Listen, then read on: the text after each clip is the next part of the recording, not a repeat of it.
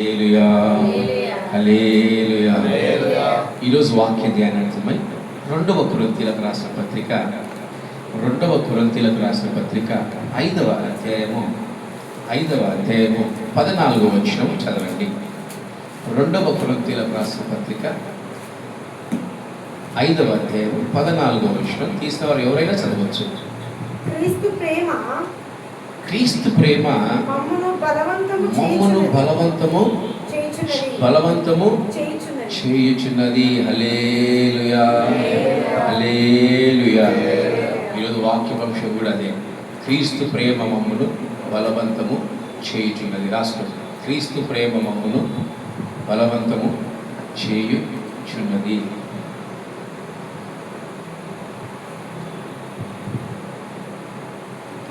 క్రీస్తు ప్రేమ మమ్మును బలవంతము చేయుచున్నది. ఎక్కువసార్లు చెప్పినట్టు ఏదో బైబిల్ స్టడీ అంటుంటుంది. హల్లెలూయా హల్లెలూయా హల్లెలూయా హల్లెలూయా అని అందరూ నవ్వుతున్నాను. అసలు ఈ మాట ఎప్పుడన్నా ఎవరైనా చదివారా? చదివారమ్మా? చదివారా? చదువుకుంటూ వెళ్ళిపోతాం కదా మనం. ఇంకా దాని గురించి మనం ఏమీ ఆలోచించాలి. అసలు ఆలోచించాల్సిన అవసరం కూడా మాకేంటి మాకేమైనా బిర్యానీ పెడతావా? మాకేమన్నా దుడ్డు ఇస్తావా? మాకేమైనా ఇంకోటి ఏడా చేస్తావా? కానీ ఈ మాటలోని మాధుర్యం కానీ ఈ మాటలోని లోతులు కానీ ఎంతో ఉన్నతమైనవని నా అభిప్రాయం. అసలు క్రీస్తు ప్రేమ ఏంటి? పౌలు గారినైనా లేదా మనం ఉన్న పౌలు గారిని వదిలేండి. అక్కడ ఆ ప్లేస్లో ఉన్నది ఎవరు? క్రైస్తవులు మనం అనుకుందాం. క్రీస్తు ప్రేమ మనల్ని ఏం చేస్తుందంట? బలవంతం చేస్తుందంట. ఏం చేస్తుందంట? బలవంతం చేస్తుందంట. అసలు ఈ మాటకు అర్థం ఏంటో నాకైతే అర్థం కాలేదు. క్రీస్తు ప్రేమ మమ్మును బలవంతం చేయించున్నది పౌలు గారు అంటున్నారు. ఈరోజు నేను అంటున్నాను, క్రీస్తు ప్రేమ మనల్ని బలవంతం చేస్తూ ఉందని నేను అంటున్నాను. క్రీస్తు ప్రేమ ఏంటి? బలవంతం చేయండి. మన తెలుగులో బలవంతం అనే మాటకి ఇంకొక భయంకరమైన అర్థం వస్తుంది. బలవంతం అనగా స్వాధీనం చేసుకోవటం, అనగా లోబర్చుకోవటము. క్రీస్తు ప్రేమ మనం లోబర్చడం ఏంటి అనేది మనం ఒక్కసారి ఆలోచిద్దాము. 3 ఈ లేఖనంలో మనం ఏం చేస్తున్నాం? మొట్టమొదటిగా క్రీస్తు రాసుకోండి. క్రీస్తు ఈజ్ ఈక్వల్ టు నడిపించువాడు.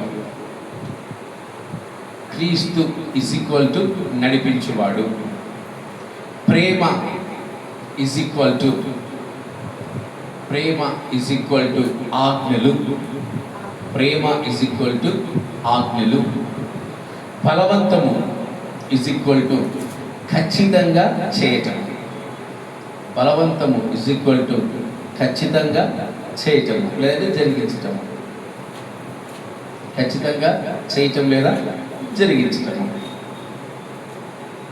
క్రీస్తు ప్రేమ ఇంకా రావాలి బయటికి. ఇంకా నన్నయ్యలు ఎర్రలు తిక్కనలు బయటికి రండి. ఇంకా క్రీస్తు ప్రేమ మమ్మును బలవంతము చేస్తుంది. ఇప్పుడు తెలుసుకున్నాం. క్రీస్తు అనగా నడిపించేవాడు, ప్రేమ అనగా ఆజ్ఞలు, 3వదిగా బలవంతమనగా ఖచ్చితంగా జరిగించటము, చేయటము అనేది అర్థం. ఇప్పుడు ప్రేమ గురించి చాలా చోట్ల వ్రాయబడింది బైబిల్లో, అవునా కదా? ప్రేమ గురించి చాలా చోట్ల వ్రాయబడింది. చెప్పండి, ప్రేమ అంటే ఏంటి? ప్రేమ అంటే ఏంటి? ఇప్పుడే చెప్పిన ఆజ్ఞలని. ఎక్కడుంది ఆ మాట? ఎక్కడుంది? 1 యోహాను 5వ అధ్యాయం. ఆయన 1 యోహాను 5వ అధ్యాయం కటకట నాకు గుర్తులేదు, ఎన్నో వచ్చినాము, 2వ 3వ ఉంటుంది. 1 యోహాను 5వ అధ్యాయము మీరే చూసుకొని వచ్చినాము. ఎవరైనా క్రీస్తును ప్రేమిస్తున్నారు అంటే ఆయన ఆజ్ఞను మనము, అలాగే యోహాను సువార్త 14వ అధ్యాయంలో కూడా ఈ మాట వ్రాయబడింది. క్రీస్తును ఎవరైతే ప్రేమిస్తున్నారో ఆయన ఆజ్ఞను మనం అనుసరించినయే క్రీస్తును ప్రేమించటం. ఇప్పుడు ప్రేమ గురించి యేసయ్య అంటున్నాడు. ఇప్పుడు యేసయ్య దృష్టిలో ప్రేమ అంటే ఏందో చూద్దాం. ప్రేమ అంటే ఏందో ఒకసారి తెలియజేద్దాం. ప్రకటన గ్రంథము 3వ అధ్యాయము 19వ వచనం చదవాలి అన్నమాట. ప్రకటన గ్రంథము 3వ అధ్యాయము 19వ వచనం. నేను ప్రేమించు వారినందరినీ గద్దించి శిక్షించుచున్నాను కనుక నీవు ఆసక్తి కలిగి మారు మనస్సు పొందుము. ఆసక్తి కలిగి మారు మనస్సు. ఈరోజు ఎంతమంది దేవుని చేత ప్రేమించబడుతున్నారు? ఇక్కడ ఉన్న వాళ్ళు నాకు చెప్పాలి. ఎంతమంది క్రీస్తు చేత ప్రేమించబడుతున్నారు? అందరూ ప్రేమించబడుతున్నారా? అంటే అందరూ ప్రేమించబడడం అంటే ఏంటి? దేవుడు తనను ప్రేమించిన వారందరినీ ఏం చేస్తున్నాడు తెలుసా? గద్దించి శిక్షించి తన యొక్క చిత్తాన్ని చేస్తున్నాడు కనుక, బలవంతం చేస్తున్నాడు కనుక ఆసక్తి కలిగి మనం ఏం చేయాలంట? మారు మనస్సు పొందాలి. ఈరోజు ఒక 7 అంశాలు మీకు చెప్తాను. ఎందుకు దేవుడి ప్రేమ మనల్ని బలవంతం చేస్తుంటే మన జీవితంలో ఎందుకు మన కష్టాలు వస్తాయి, మన కష్టాల గుండా ఏమి నేర్చుకోబోతా ఉన్నాము? బలవంతం అంటే ఏంటమ్మా? బలవంతం అంటే ఏంటి? ఖచ్చితంగా నువ్వు చెయ్యరా, నువ్వు చేయాలి అనడమే బలవంతం. క్రీస్తు కూడా మనల్ని ఖచ్చితంగా ఏదైనా చెయ్యాలి అంటున్నాడా? ఖచ్చితంగా మన జీవితంలో అది జరిగించేదాకా తన ప్రేమను కుమ్మరిస్తానే ఉన్నాడా అనేది ఈరోజు మనము ధ్యానము చేద్దాం. క్రీస్తు బలవంతమైన ప్రేమ మన జీవితాల్లో వినాశనమా ఆశీర్వాదమా? అమ్మా, ఆశీర్వాదమేనా? మరి ఎందుకు క్రీస్తు బలవంతపు ప్రేమను మనమేమనుకుంటున్నాం తెలుసా? మనమేమనుకుంటున్నాం? క్రీస్తు బలవంత ప్రేమను మనమేమనుకుంటున్నాం? బాధ, దుఃఖము, చివరాఖరికి నిన్నే మేము వదిలేస్తాం, నీ బలవంత ప్రేమ మాకు వద్దు. ఇప్పుడు తండ్రి ఉన్నాడు, పిల్లల్ని స్కూల్కి పంపించంటారా అంటే పిల్లలు ఏం చేస్తారు? నేను స్కూల్కి వెళ్ళను అంటే తండ్రి పరిస్థితి ఏంటి? ఇప్పుడు తండ్రి ఏం చేస్తాడు చెప్పండి అమ్మా? 4 ఫోన్ పంపిస్తాడా? అయ్యో పిల్లోడు ఏడుస్తాడే, పిల్లోడు ఏడుస్తాడే అంటే ఇప్పుడు తండ్రి విలనా? తండ్రి విలనా? కాదు. క్రీస్తు ప్రేమ కూడా అంతే. ఈరోజు క్రీస్తు మనల్ని బలవంతం ఎందుకు చేస్తున్నాడు? ఆయన గొప్పతనం ఏంటంటే ఆయన ప్రేమతో మనల్ని బలవంతం చేస్తాడు. ప్రేమతో మనల్ని ఏం చేస్తున్నాడమ్మా? బలవంతం చేస్తున్నాడు. ఆ బలవంతం మన జీవితాన్ని మార్చే అద్భుతమైన కార్యమని మనం ఎరగాలి. ఈరోజు ఒక 7 అనుభవాలు చెప్పినప్పుడు ఆ అనుభవాల్లో నువ్వు ఉన్నావేమో. ఒకవేళ ఆ అనుభవాల్లో నువ్వు ఉంటే, దేవా నిజంగా నువ్వు బలవంతం చేస్తానే ఉన్నావు నాయన, కనుక నేను కూడా ఆసక్తి కలిగి మారు మనస్సు పొందుకుంటాను. ఒకవేళ అలాగే ఆసక్తి కలిగి మారు మనస్సు పొందుకోలేకపోతే ఇంకా మనం ఏమీ చెయ్యలేము. కనుక ఒక 7 అనుభవాలు మనము, అంశాలు కాదు, ఒక 7 అనుభవాలు మనము ఈరోజు నేర్చుకుందాం. ఈరోజు వాక్యాంశం మళ్ళీ చెప్పండి. క్రీస్తు ప్రేమ మమ్మును బలవంతము చేయుచున్నది. నేను ఎప్పుడు దేవుణ్ణి, మీకు తెలుస్తలేదు, నేను ఎప్పుడు దేవుని దగ్గర నన్ను బలవంతం చేయలేక, నన్ను ఆధీనం నువ్వు తీసుకో, నన్ను నువ్వు కొట్టు, నువ్వు కొడితే తప్ప నేను మారను. నేను ఎప్పుడు దేవుని అడిగింది, అందుకే ఎప్పుడు కొడతాడా ఉంటాడా ఉన్నాను బహుశా. కనుక 7 అనుభవాలు ఈరోజు నేర్చుకున్నాం. మొట్టమొదటిగా సౌలుపై క్రీస్తు ప్రేమ బలవంతం చేయుచున్నది. మొట్టమొదటిగా సౌలుపై క్రీస్తు ప్రేమ బలవంతము చేయుచున్నది. ఎవరు ఈ సౌలు?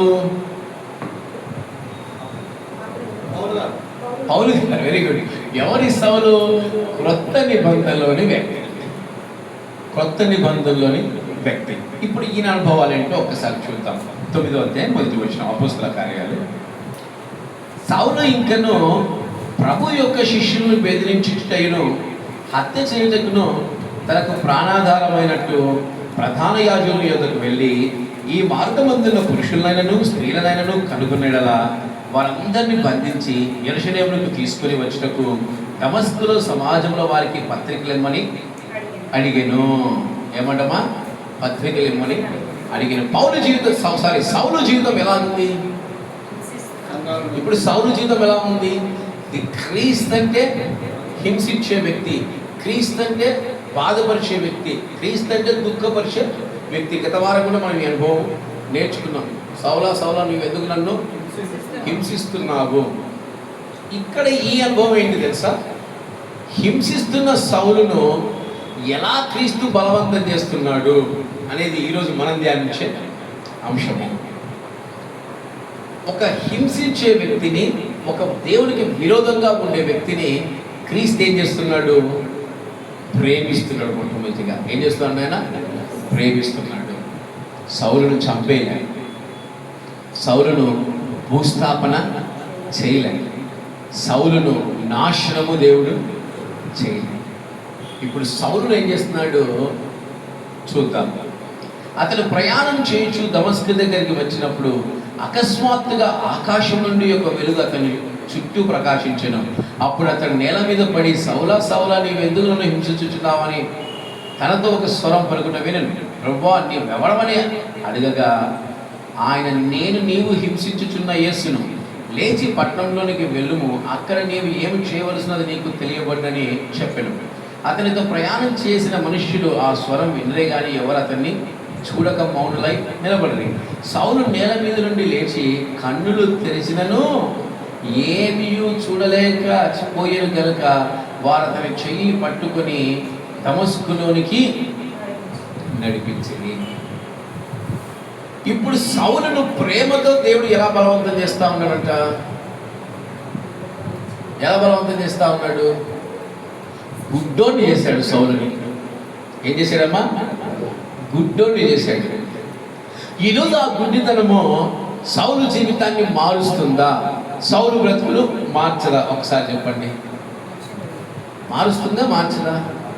ఈరోజు మన దేవుడు మన జీవితంలో మనకి ఇచ్చే శిక్ష కానీ, మనకిచ్చే బాధ కానీ అది క్షణమాత్రమే మనం తెలుసుకోవాలి.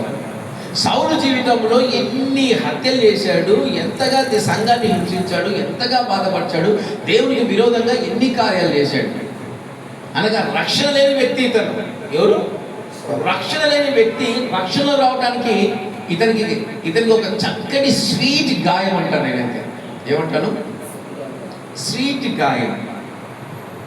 ఆ గాయం తన బ్రతుకులు మారుస్తుందని, ఆ గాయం తన జీవితాన్ని మారుస్తుందని సౌలు అసలు ఊహించడు ఉండడు. మళ్ళీ ఎంత ప్రేమగా చెప్తున్నాడు తెలుసా? నీవు లేచి దమస్కుకి వెళ్ళు, నువ్వు ఏం చేయాలో నేను చెప్తా అంటున్నాడు. ఆ చెప్పినోడు కంటి చూపించాడా? చెప్పినోడు కంటి చూపించాడా? లేదు, గుడ్డోటి చేశాడు. ఏం చేశాడు? గుడ్డోటి చేశాడు. ఒక్క దినమా, 2 దినాలా, 3 దినాలు సౌలట 3 దినాలు అన్నపానములు పుచ్చుకొనకుండా ఏడుస్తూ మొరపడుతూ తారాడుతూనే ఉన్నాడట. ఏం చేస్తున్నాడు? తారాడుతూనే ఉన్నాడు.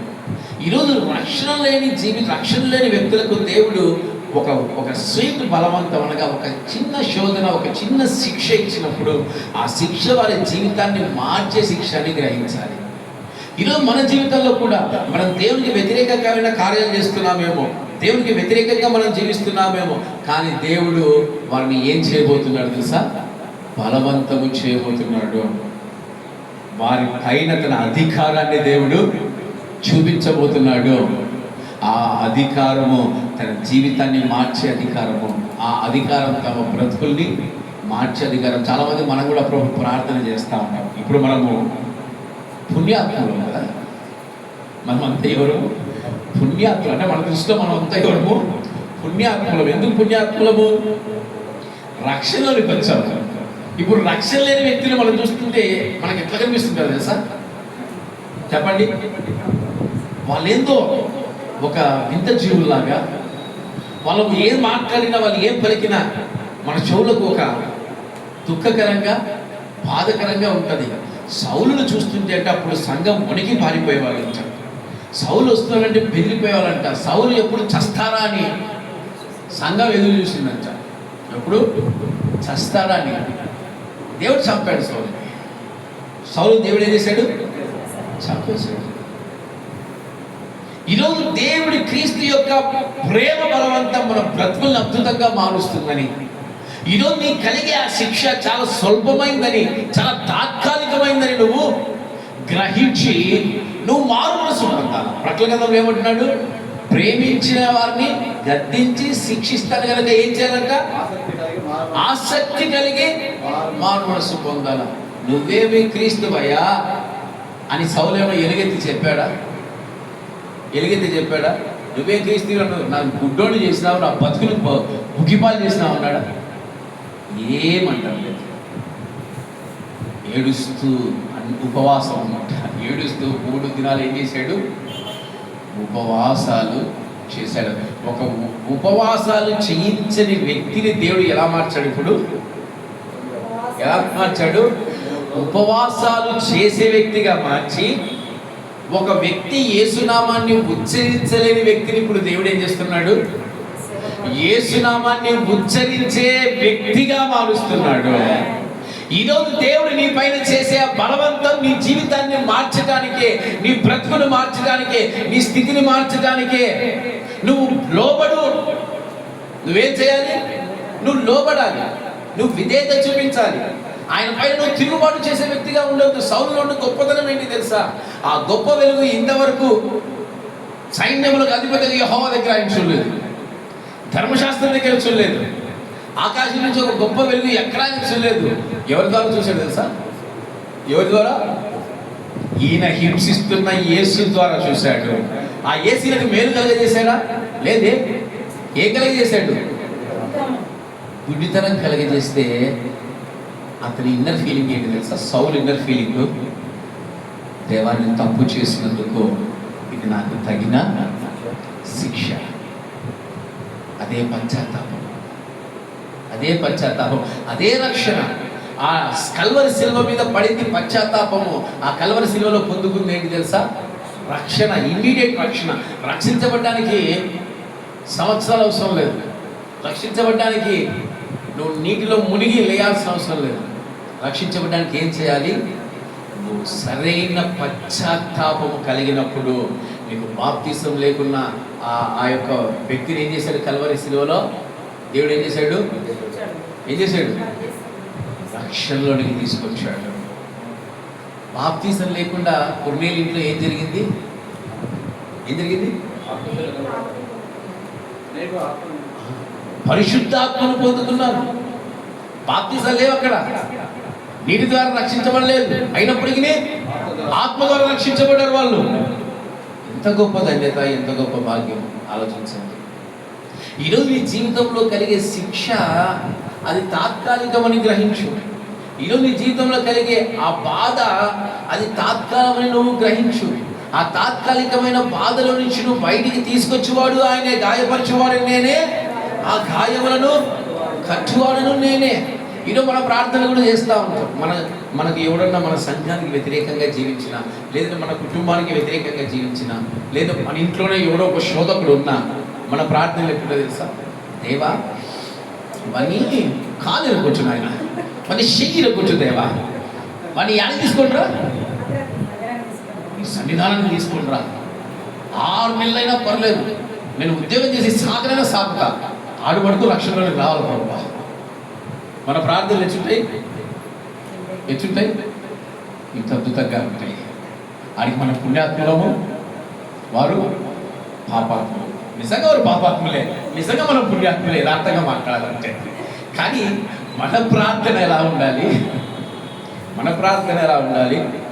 రక్షణలోనికి తీసుకురండి నాయన అనే ప్రార్థనలు. కానీ మనం కొంచెము స్వాధీనం తీసుకుంటాం, యేసయ్యనే స్వాధీనం తీసుకుంటాం. నువ్వు కొట్టు దేవా, నువ్వు కొట్టు నాయన, ఆయన చిత్తం ఏంటో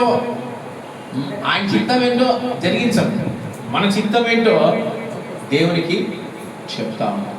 కానీ వాక్యం ఉంటుంది, రక్షణ లేని వారికి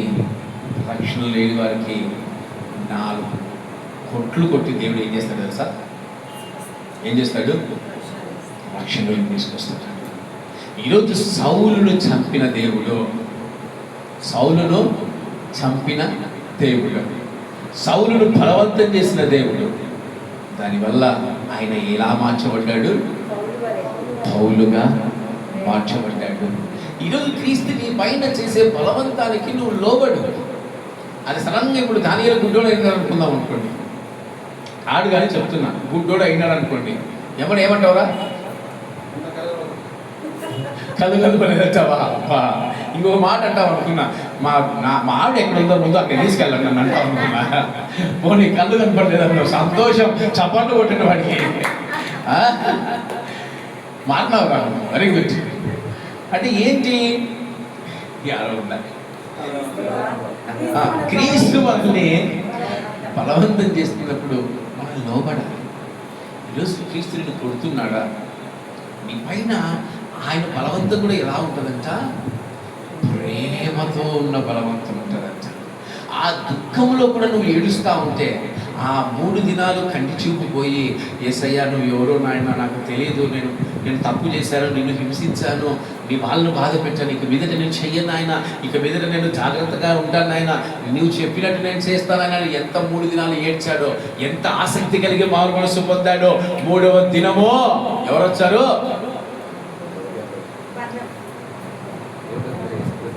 అననీయారా వచ్చింది. అననీయకు వచ్చింది. 3వ దినం అననీయ వచ్చాడు. ఏం చేశాడు? గాయములు కట్టాడు. ఇప్పుడు గుడ్డివాడైపోయిన సౌలు పౌలుగా ప్రపంచాన్ని చూడడం మొదలుపెట్టాడు. ఎలా చూస్తున్నారండి? సౌలుగా చూసిన ప్రపంచము కనుమరుగైపోయింది. సౌలుగా చూసిన ప్రపంచము అంతమైపోయింది.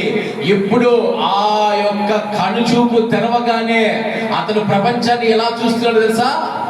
పౌలుగా చూస్తున్నాడు. పౌలుగా చూసిన ఆ వ్యక్తి ప్రపంచ చరిత్రను మార్చాడు. ఈరోజు నువ్వెలా? ఈరోజు క్రీస్తు నిన్ను బలవంతం చేస్తా ఉన్నాడా? నిన్ను కొడుతున్నాడా?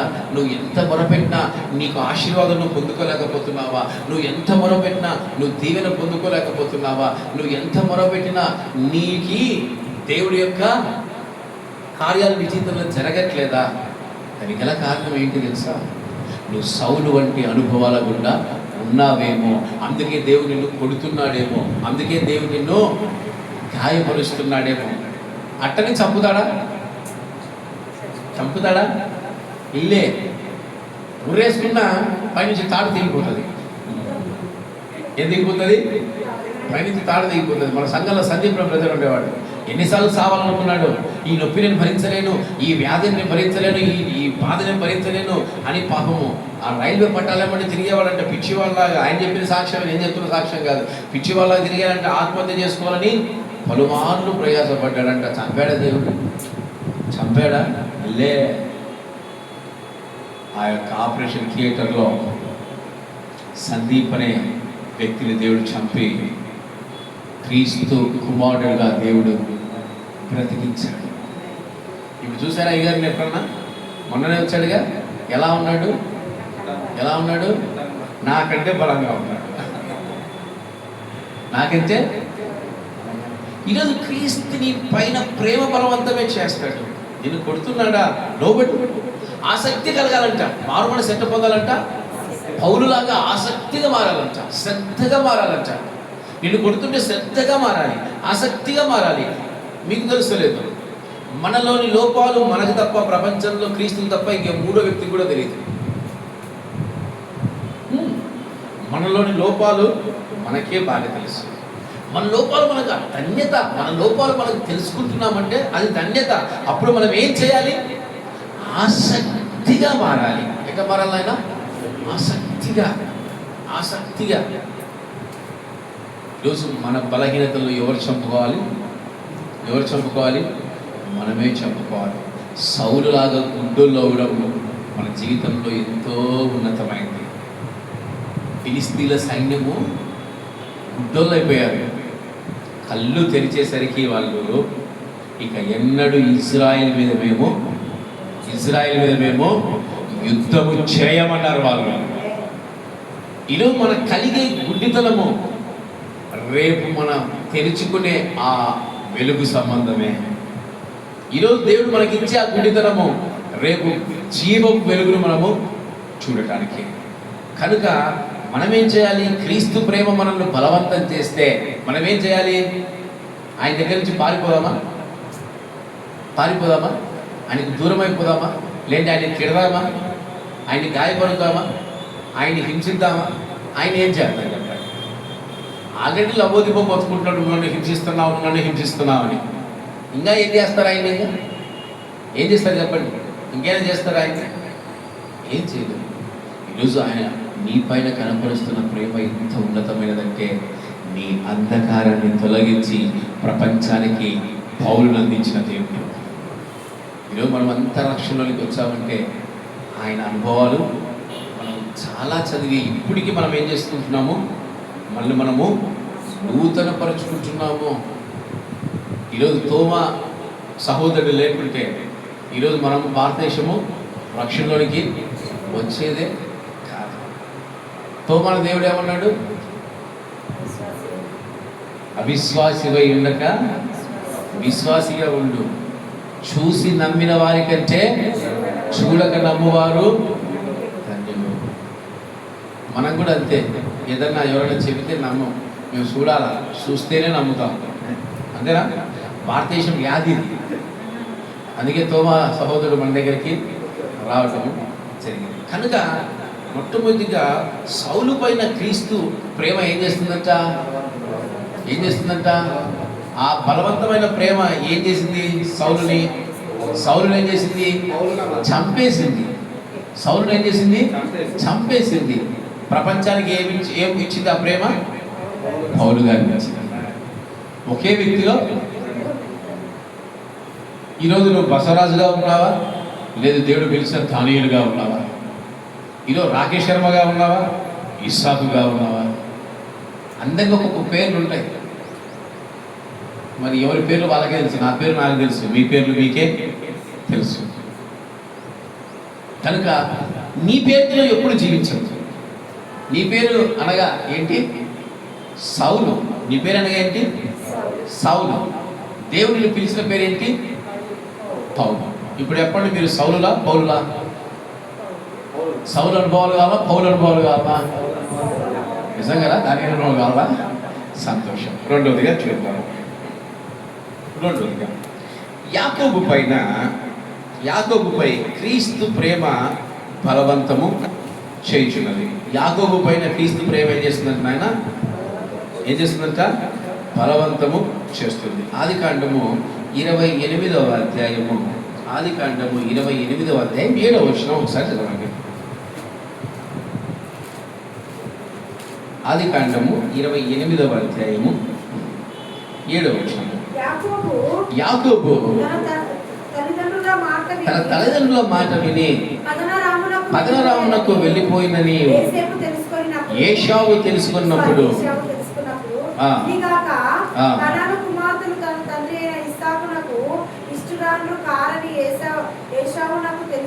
చాలు ఆయన ఇక్కడ మనకి ఏశావు గురించి వద్దు కానీ, యాకోబు తన తల్లిదండ్రుల మాట విని ఎక్కడికి పోయాడంట?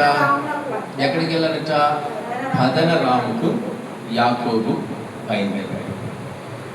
అసలు యాకోబు పైన దేవుని చిత్తం ఏంటి? యాకోబు పైన దేవుని చిత్తము ఏంటి చెప్పండి బ్రదర్. 12 గోత్రాలు వస్తాయా?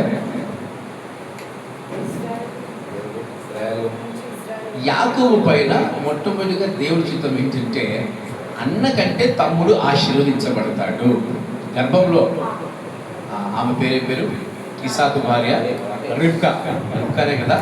రిబ్కాకు దేవుడు తెలియజేసిన మాట ఏంటి? నీ గర్భంలో నీ పెద్ద కుమారుడు కంటే చిన్న కుమారుడు ఆశీర్వదించబడతాడు. ఇది యాకోబు పైన దేవుని యొక్క చిత్తము.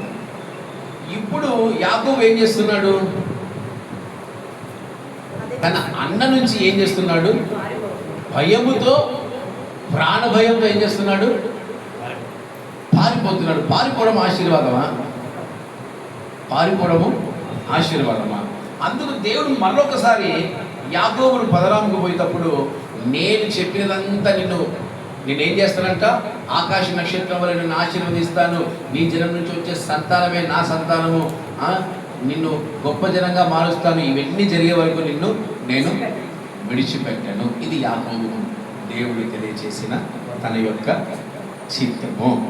ఇప్పుడు యాకోబు పరిస్థితి ఏంటో చూద్దాము. యాకోబు ఎలాంటి వ్యక్తి? మొండివాడు కరెక్ట్. యాకోబు ఎలాంటి వ్యక్తి? తన తండ్రి అయిన ఇస్సాకు పెంపకంలో పెరిగిన వ్యక్తి. తండ్రి యొక్క అనుభవాలు కుమారులలో ఖచ్చితంగా వస్తాయి. ఇస్సాకు ఎంత సమాధాన పరుడో అంత ప్రేమించేవాడు. ఇస్సాకు ఎవరు? అంతగా తన భార్యను ప్రేమించేవాడు. ఇప్పుడు దేవుణ్ణి ప్రేమించాల్సిన యాకోబు తన జీవితం ఎట్లా మొదలవుతుంది తెలుసా? చూడండి ఆ మాట 29:13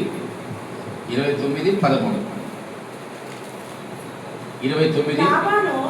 తన సహోదరి కుమారుడైన యాకోబు సమాచారము వినినప్పుడు అతన్ని ఎదుర్కొనుటకు పరిగెత్తుకుని వచ్చిన క్షమించు.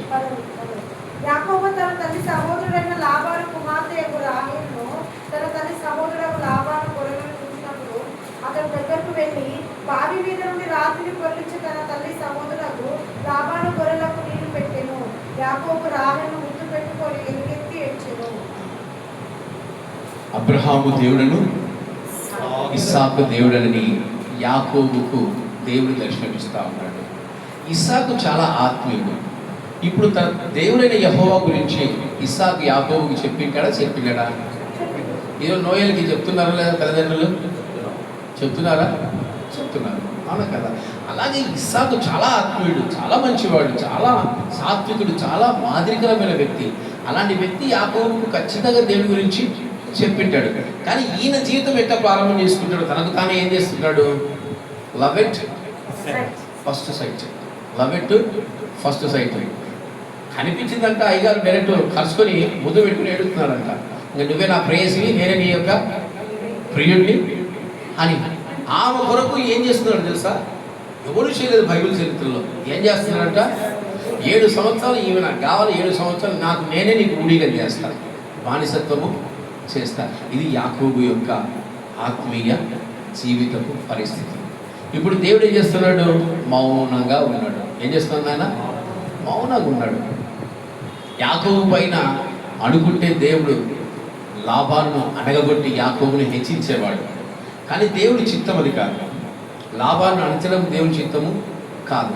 యాకోబును అణచడమే దేవుని చిత్తము. యాకోబు వెళ్ళాడు. ఎల్లుడు ఆశీర్వదించబడ్డా? లేదు. హీనంగా దిగజారిపోతున్నాడు. ఈరోజు నువ్వు దేవుని సేవ చేస్తున్నావా? ఈరోజు దేవుని సేవకు నువ్వు వచ్చావా? లేదంటే క్రైస్తవుడిగా నీ బ్రతుకు ప్రారంభించావా? నీవు మారు మనస్సు పొందేంత వరకు నీ పరిస్థితి ఎలా ఉంటుంది తెలుసా? హీనంగానే ఉంటుంది. దేవుని నమ్మి ఏం లాభం? నీకేం లేదు, మారు మనస్సు లేదు. నువ్వు దేవుని స్తుతించాల్సిన నీ పెదవులు ఏదాన్ని స్తుతిస్తున్నాయి? ఓ ప్రియా, నా ప్రియా, అవునా కదా? దానికి తోడు ఇంకేం చేస్తున్నాడు? నీకు ఊడిగా చేస్తా. ఏడైపోయినాక ఏమైంది? మళ్ళీ ఇంకొక 7 తనంతాలు సమర్పించుకోవడం దాస్యంలోనికి. ఈరోజు మనము కూడా మనకు తెలియకుండా మనమే సమర్పించుకుంటున్నాం. దేనికి? బానిసత్వానికి. నేను చదివాం ఆత్మ గురించి. రోమిలకు రాసిన పత్రిక 8వ అధ్యాయంలో చదివినట్టున్నాం. బానిసాత్మను ధరించుకొనక దత్తపుత్రాత్మను ధరించుకోవాలి. కానీ యాకోబు జీవితం ఏమైపోతుంది? దినదినము బానిసత్వ ఆత్మను ధరించుకుంటున్నాడు. ఈరోజు మనము కూడా క్రైస్తవ సంఘాల్లో ఉంటూ కూడా, క్రైస్తవులుగా బ్రతుకుతూ కూడా, సేవకులుగా బ్రతుకుతూ కూడా ఈరోజు చాలా మంది ఎలాంటి అనుభవాలు కూడా ఉంటున్నారు? లోకాన్ని ప్రేమిస్తున్నారు. ఏ ప్రేమ నీ ప్రేమకు సాటి రాదయ్యా, ఎన్ని ఉన్నా నీతో సరి ఏది కాదయ్యా. నన్ను మరువని ప్రేమ నీదయ్యా, నన్ను మార్చుకున్న ప్రేమ నీదే యేసయ్యా. దినదినం ఏమైపోతున్నాడు తెలుసా? క్రీస్తు ప్రేమను పట్టుకునక దినదినము ఏ ప్రేమను ఎత్తుకుతున్నాడు? ఏ ప్రేమను? లోక ప్రేమను. తప్పిపోయిన కుమారుడు దేని వెతికాడు? లోకాన్ని వెతికాడు, లోక ప్రేమను వెతికాడు, లోక బంధాలను వెతుకుతున్నాడు, లోక సుఖాన్ని వెతుకుతున్నాడు. మారు మనసు లేదు. దేవుడు మౌనంగా ఉన్నాడు. ఇంకా ఏం చేస్తున్నాడు తెలుసా? యాకోబు పైన ఏం చేస్తున్నాడు? యాకోబు పైన ఇంకా బలవంతం చేస్తున్నాడు దేవుడు, ఇంకా హీనపరుస్తున్నాడు. యాకోబు మటుకు మారు మనస్సు. దేవుడు మనల్ని హీనపరుస్తున్నప్పుడు మనం ఏం పొందుకోవాలి? ఇప్పుడు మన కుటుంబాలు అందరికంటే అల్పులుగా మనం ఉన్నామంటే అని ఎవడన్నా మనం అన్నారనుకో, వాడేం సంపాదించుకోవడం, మనం చూడు ఇంత సంపాదించడం, మనం చూడు వాడు వేసి వాడి కొంపలో అడుగు కూడా మనము పెట్టకూడదంటే మన పరిస్థితి ఏంటి? మనం ఏం చేస్తాం? రోషంతో బతుకుతావా? దుర్కొని మరుసటి రోజు నుంచి ఎవడుకునే వాడు చేసుకుంటూ పోతుంటాడు. ఇదో మనకు రోషం కావాలి. దేవుడు మనల్ని అనుస్తున్నాడంటే, దేవుడు మనల్ని బలవంతం చేస్తున్నాడంటే, దేవుడు మనల్ని హీనస్థితికి అప్పచెప్తున్నాడంటే, దేవుడు మనల్ని బానిసత్వంలో నుంచి విడిపించట్లేదంటే, ఇంకా మనల్ని హీనంగా దిగజారుస్తున్నాడంటే మనలో ఏ పుట్టాలి? రోషం పుట్టాలి. కానీ ఈయనలో ఏం పుడుతుంది తెలుసా? భార్యలతో సుఖంగా పిల్లల మీద పిల్లల్ని 2 భార్యల నుంచి 4 భార్యలకు వెళ్ళిపోయినాడు. ఎంతమందికి? 2 నుంచి 4. యాకోబుకి ఎంతమంది భార్యలు? 2 భార్యలు, 2 ఉపపత్తులు. ఆ ఉపపత్తులు అందరితో కలిపి ఎంతమందిని కన్నాడు? 13 మందిని కన్నాడు. ఎంతమందిని? 13 మందిని. దేవుణ్ణి వెతకాల్సిన యాకోబు ఇప్పుడు దేని వెతుకుతున్నాడు?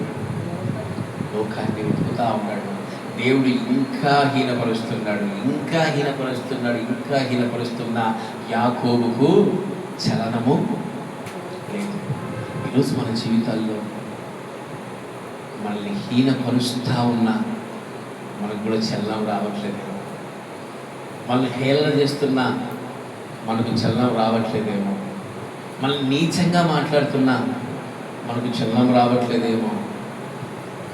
ఎందుకు? ఈరోజు లోకమనే కాడిలో నీవు ఆనందిస్తున్నావు. యాకోబు వలె తప్పిపోయిన కుమారుడు పందితో ఆ పంది పొట్టు తింటున్నా కూడా తండ్రి మౌనంగా హీనపరుస్తూ ఉన్నాడు. ఎందుకు తెలుసా? ఎందుకు? ఆ ప్రేమ తనలో మారు మనస్సు కలగచేయాలి. ఇక చివరాఖరికి ఏమొచ్చింది తెలుసా? అయ్యగారికి రోషం ఎప్పుడు వచ్చిందో చూద్దాం. 31వ అధ్యాయము, ఆదికాండం 31 మొదటి వచనం.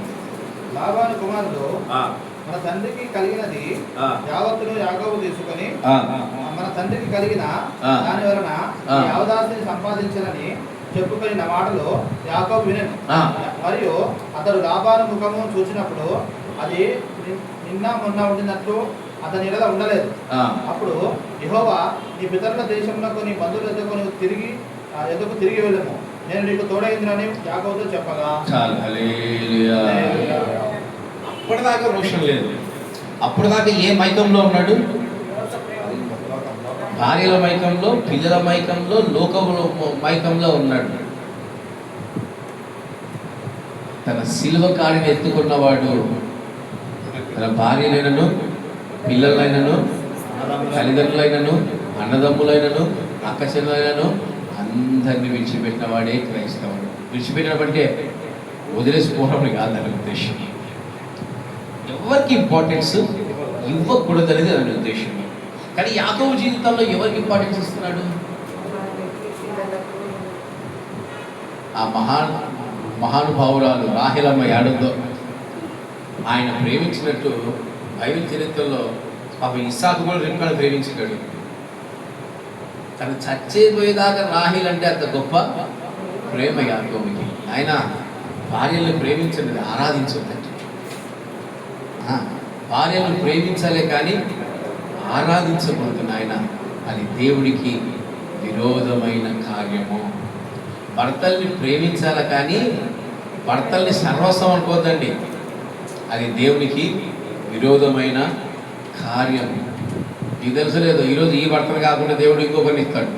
అతన్ని విడిచిపెట్టమని కాదు, లేపేస్తాడని అర్థం. ఇప్పుడు చిన్న ఉదాహరణ చెప్తాను మీకు.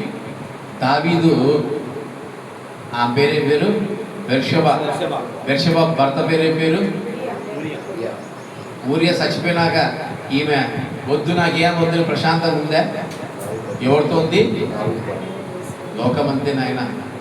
అందుకే భార్యలనైనా భర్తలనైనా ఎంత ప్రేమించాలనో అంతే ప్రేమించాలి. యాకోబు అమితమైన ప్రేమ తన గుడితనాన్ని కలగజేసినప్పుడు ఇప్పుడు తన బామర్దులు లేచినాడు దేవుడు. ఎవరు లేపినాడు? బామర్దులు లేపినాడు, మామూలు లేపినాడు. ఇప్పుడు బామర్దు అంటున్నాడు, ఈడు మా ఆస్తి అంతా ఈడే కూర్చొని ఇల్లరికానికి వచ్చి మా ఆస్తి అంతా తీసేస్తా ఉన్నాడు అని మాట్లాడితే ఇప్పుడు అయ్యగారికి ఏం కలిగింది తెలుసా? గుండెలో బాధ కలిగింది. ఇప్పుడు అంటున్నాడు భార్యతో, మీరు వస్తారా సస్తారా? నేను పోతాను. ఏమంటున్నాడు? నేను పోతాను. ఈరోజు దేవుడు మనల్ని హీనపరుస్తూ ఉంటే హీనపరుస్తుంటే మారండి. ఇంకా నన్ను హీనపరచని, నన్ను హీనపరచని దిగజారిపోవద్దు. నిన్ను దిగజార్చడానికి దేవుడు నిన్ను పిలవలేదు, ఆశీర్వదించడానికి దేవుడు నిన్ను పిలిచాడు. ఇప్పుడు రోషం వచ్చింది. రోషం వచ్చి ఇప్పుడు ఏమైపోయింది తెలుసా? నడవడం మొదలుపెట్టాడు. ఎవరితో? దేవుడితో. తప్పిపోయిన కుమారుడికి రోషం వచ్చింది. ఈ పంది పొట్టు తింటాం కంటే మా నాయన దగ్గర కూలి అన్నం తిన్నావు. కూలి అన్నం ఆడికి ఆకలే, ఆడికి మారుమనసు కాదు, ఏంటి ఆడికి ఆకలే. కూలి అన్నం తింటాము శ్రేష్టము. ఈ కూలి అన్నం కోసం వల్ల మా నాన్న దగ్గరికి అవునా కదా? నడవడం మొదలుపెట్టాడు. నా తండ్రి ఇంటికి నేను వెళ్ళాలని యాకోబు నడవడం మొదలుపెట్టాడు. నడవడం మొదలుపెట్టి యాకోబు ఊరుకోలేదు. ఏమైపోయాడన్నా? యాకోబు ఊరుకోలేదు. ఏమైపోయాడు? భార్యని, పిల్లల్ని, ఆస్తిని, అంతస్తులు అందరినీ విడిచిపెట్టేసి ఇప్పుడు ఏమైపోయాడు తెలుసా? ఏమైపోయాడు?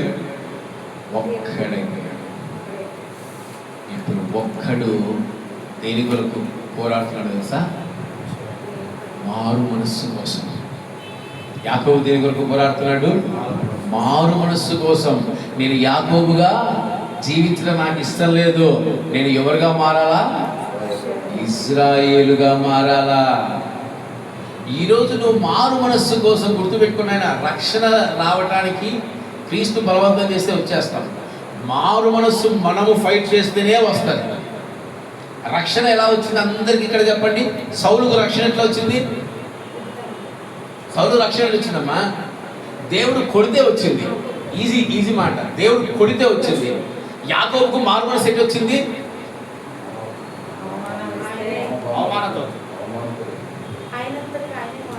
పోరాడితే వచ్చింది. యాకోబుకు మారు మనసు ఏంటి వచ్చింది? పోరాడితే. నేను నీచంగా బ్రతకూడదు, నేను నీచంగా ఉండకూడదు, మన్న చేతిలో సావకూడదు, నన్ను అందరూ హీనంగా చూస్తున్నారు, నన్ను అందరూ ఏరెత్తి చూపిస్తున్నారు, కనుక నా ఆశీర్వాదం కొరకు నేనే పోరాడాలి. నా మారు మనస్సు కొరకు నేనే పోరాడాలి. మారు మనస్సు ఊరికే రాదు. మీరు అనుకుంటున్నారు ఇక్కడ కూర్చున్న వాళ్ళందరికీ మారు మనస్సు ఉందా అంటే స్తోత్రం. నాకు తెలియదు. నేను ఎవరిని తీర్పు తీర్చలేను. తీర్పు తీర్చేవాడు పైన ఉన్నాడు. ఇక్కడ ఉన్న వాళ్ళందరికీ మారు మనస్సు ఉందా అంటే నాకు తెలియదు. కానీ ఆ మారు మనస్సు రావాలంటే ఇక్కడే నువ్వు ఫైట్ చేయాలి. దేవుడితో ఫైట్ చేయాలి. ఫైట్ చేయడం అంటే ఏంది? చూసుకుందామంటే చూస్తాడు. రాత్రికి ఏముండడు తొక్కి నారదీస్తాడు. చూడమంటే ఏంటి? చూసుకుందామంటే ఏంటి? దేవునితో పోరాడతామంటే ఏంటి? ప్రార్థనతో, కన్నీటితో, విజ్ఞాపనతో, మొరతో. ఇక నీవు తప్ప నన్ను బ్రతికించేవాడు ఎవరు లేరు, నీవు తప్ప నన్ను ఆశీర్వదించేవారు ఎవరు లేరు. రోషం ఉందా? రోషం అంటే ఏంటి? ఎదుటివారి మీద కోపగించడం రోషం కాదు. ఎదుటివారికి విరోధంగా మాట్లాడము రోషం కాదు. రోషం అంటే ఏంటి? దేవుడి ఆశీర్వాదాన్ని పొందుకోవడమే నిజమైన రోషం. దయచేసి ఇప్పటికైనా రోషం పడండి. ఎవరైనా ఏలెత్తి నిన్ను చూపిస్తున్నారా? నువ్వు రోషం లేకుండా చచ్చిపోవద్దు. నువ్వు కన్నీటితో ఏడు, కన్నీటితో ప్రార్థించు. ఏమిరా ఇంకా నీ జీవితం ఇది పొందుకోలేదని ఏడు. ఎందుకు నేను పొందుకోవట్లేదని గుర్తుపెట్టుకోండి. బానిసత్వాన్ని అలవాటు చేసుకోవద్దండి. ఆశీర్వాదం లేకుండా జీవించడానికి అలవాటు చేసుకోవద్దండి. నేను చెప్పిన సత్యం మీకు అర్థమవుతుందో లేదో. యాకోబు బ్రతుకు అదే అయింది. బానిసత్వంలో ఉండడానికి అలవాటు అయిపోయాడు. ఆశీర్వాదానికి అసలు ప్రయత్నం చేయట్లేదు. ఈరోజు మనము నీచంగా బ్రతకడానికి అలవాటు పడొద్దండి. నా బ్రతికింతేలే, నా జీవితం ఇంతేలే, దేవుని ఆశీర్వదించండి నీకు నువ్వే ఫిక్స్ అయిపోవద్దు. నీకు నువ్వే అలవాటు చేసుకోవద్దు. నువ్వు ఎప్పుడు హెచ్చించబడ్డానికే ప్రయాసపడ్డావు. దేవుడు నన్ను ఆశీర్వదిస్తాననే ప్రయాసపడు. నీ ఆలోచన అంతా దేవుడు నిన్ను నడిపిస్తాననే ప్రయాసపడు. నువ్వు హీనంగా బ్రతకడానికి అలవాటు పడిపోయారనుకో, ఇంకా మన బ్రతుకుల్ని ఈ ప్రపంచంలో ఎవరు మార్చలేడు. క్రీస్తు నీకు అవమానాన్ని ఇస్తాడు. క్రీస్తు నీకు అవమానాన్ని ఇస్తాడు. ఎందుకు? నీకు రోషాన్ని పుట్టించడానికి. ఈరోజు నీ పైన ఎవరైనా ఏదైతే చూపిస్తూ ఉన్నారేమో, నీలో రోషం రావాలి. నువ్వు ప్రార్థన యోధుడిగా మారాలా. నీ కలిగిన రాతి గుండె పోయి మాంసం గుండెగా మార్చబడాలా. ఆ సంకల్పమే తప్పిపోయిన కుమారుడు తన ఇంటికి చేర్చింది. ఈరోజు నువ్వు మారు మనసు లేకుండా ఎంతకాలం ఉంటావు? దేవుడు నీ పైన బలవంతం చేస్తున్నా, నీకు అవమానాలు ఇస్తున్నా, నీకు నిందలు ఇస్తున్నా, నీ కుటుంబంలో నేను అల్పంగా ఉంచినా, ఎవరైనా నిన్ను సూటిపోటు మాటలు అంటున్నా, ఇంకా నీవు వాటిని ఓర్చుకుని పోయే వ్యక్తిగా ఉండొద్దు. అట్టని కొట్లాడొద్దండి. నా ఆత్మీయ సత్యం మీరు అర్థం చేసుకోవాలి. దాని కొరకు నువ్వేం చేయాలి? ఒరా అంటున్నాను. యాకోబు ఆసక్తి కలిగి మారు మనసు పొందాడు. యాకోబు మోసగాడై తండ్రి ఇంటిని విడిచెను. యాకోబు ఇశ్రాయేలై తండ్రి ఇంటికి చేరెను. దానియేలు దానియేలుగా తండ్రి ఇంటికి చేర్చెను. అవునా కదా? బసవ ఎంత మార్చబడాలంట? ఎంత మార్చబడాలంట? దానియేలుగా మార్చబడాలి. ఇంకెంతకాలం క్రైస్తత్వంలో ఉండాల్సింది ఏంటి? రక్షణ కొడితే వస్తుంది.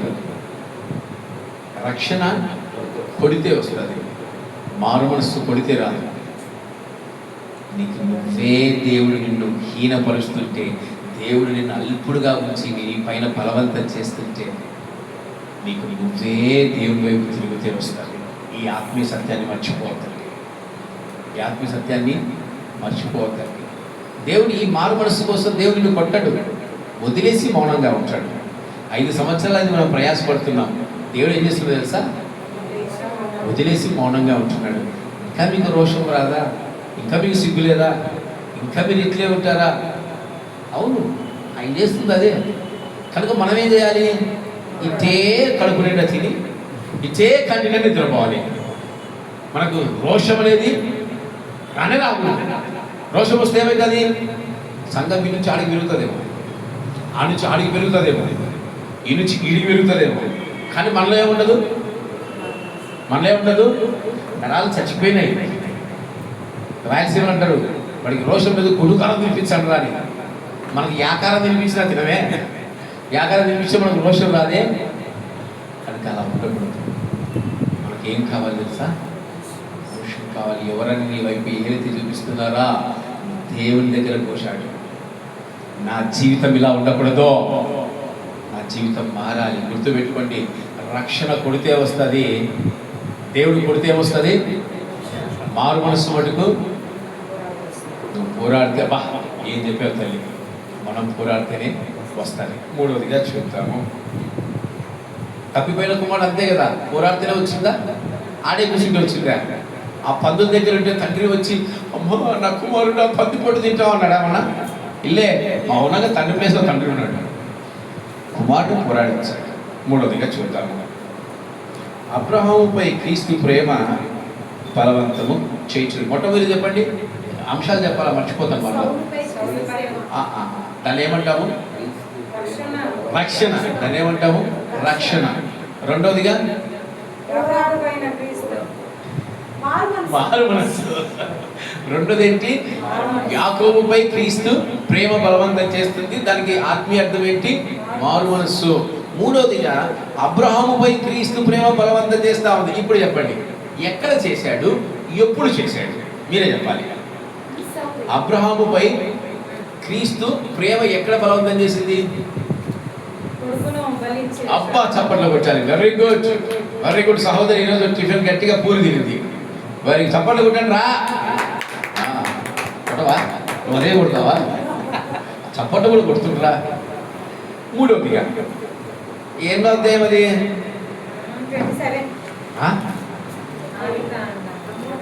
ఏమ్మా చప్పట్లు కొట్టిస్తానే మళ్ళా చప్పట్లు వెనక్కి తీసుకుంటారు చేస్తున్నావే 22.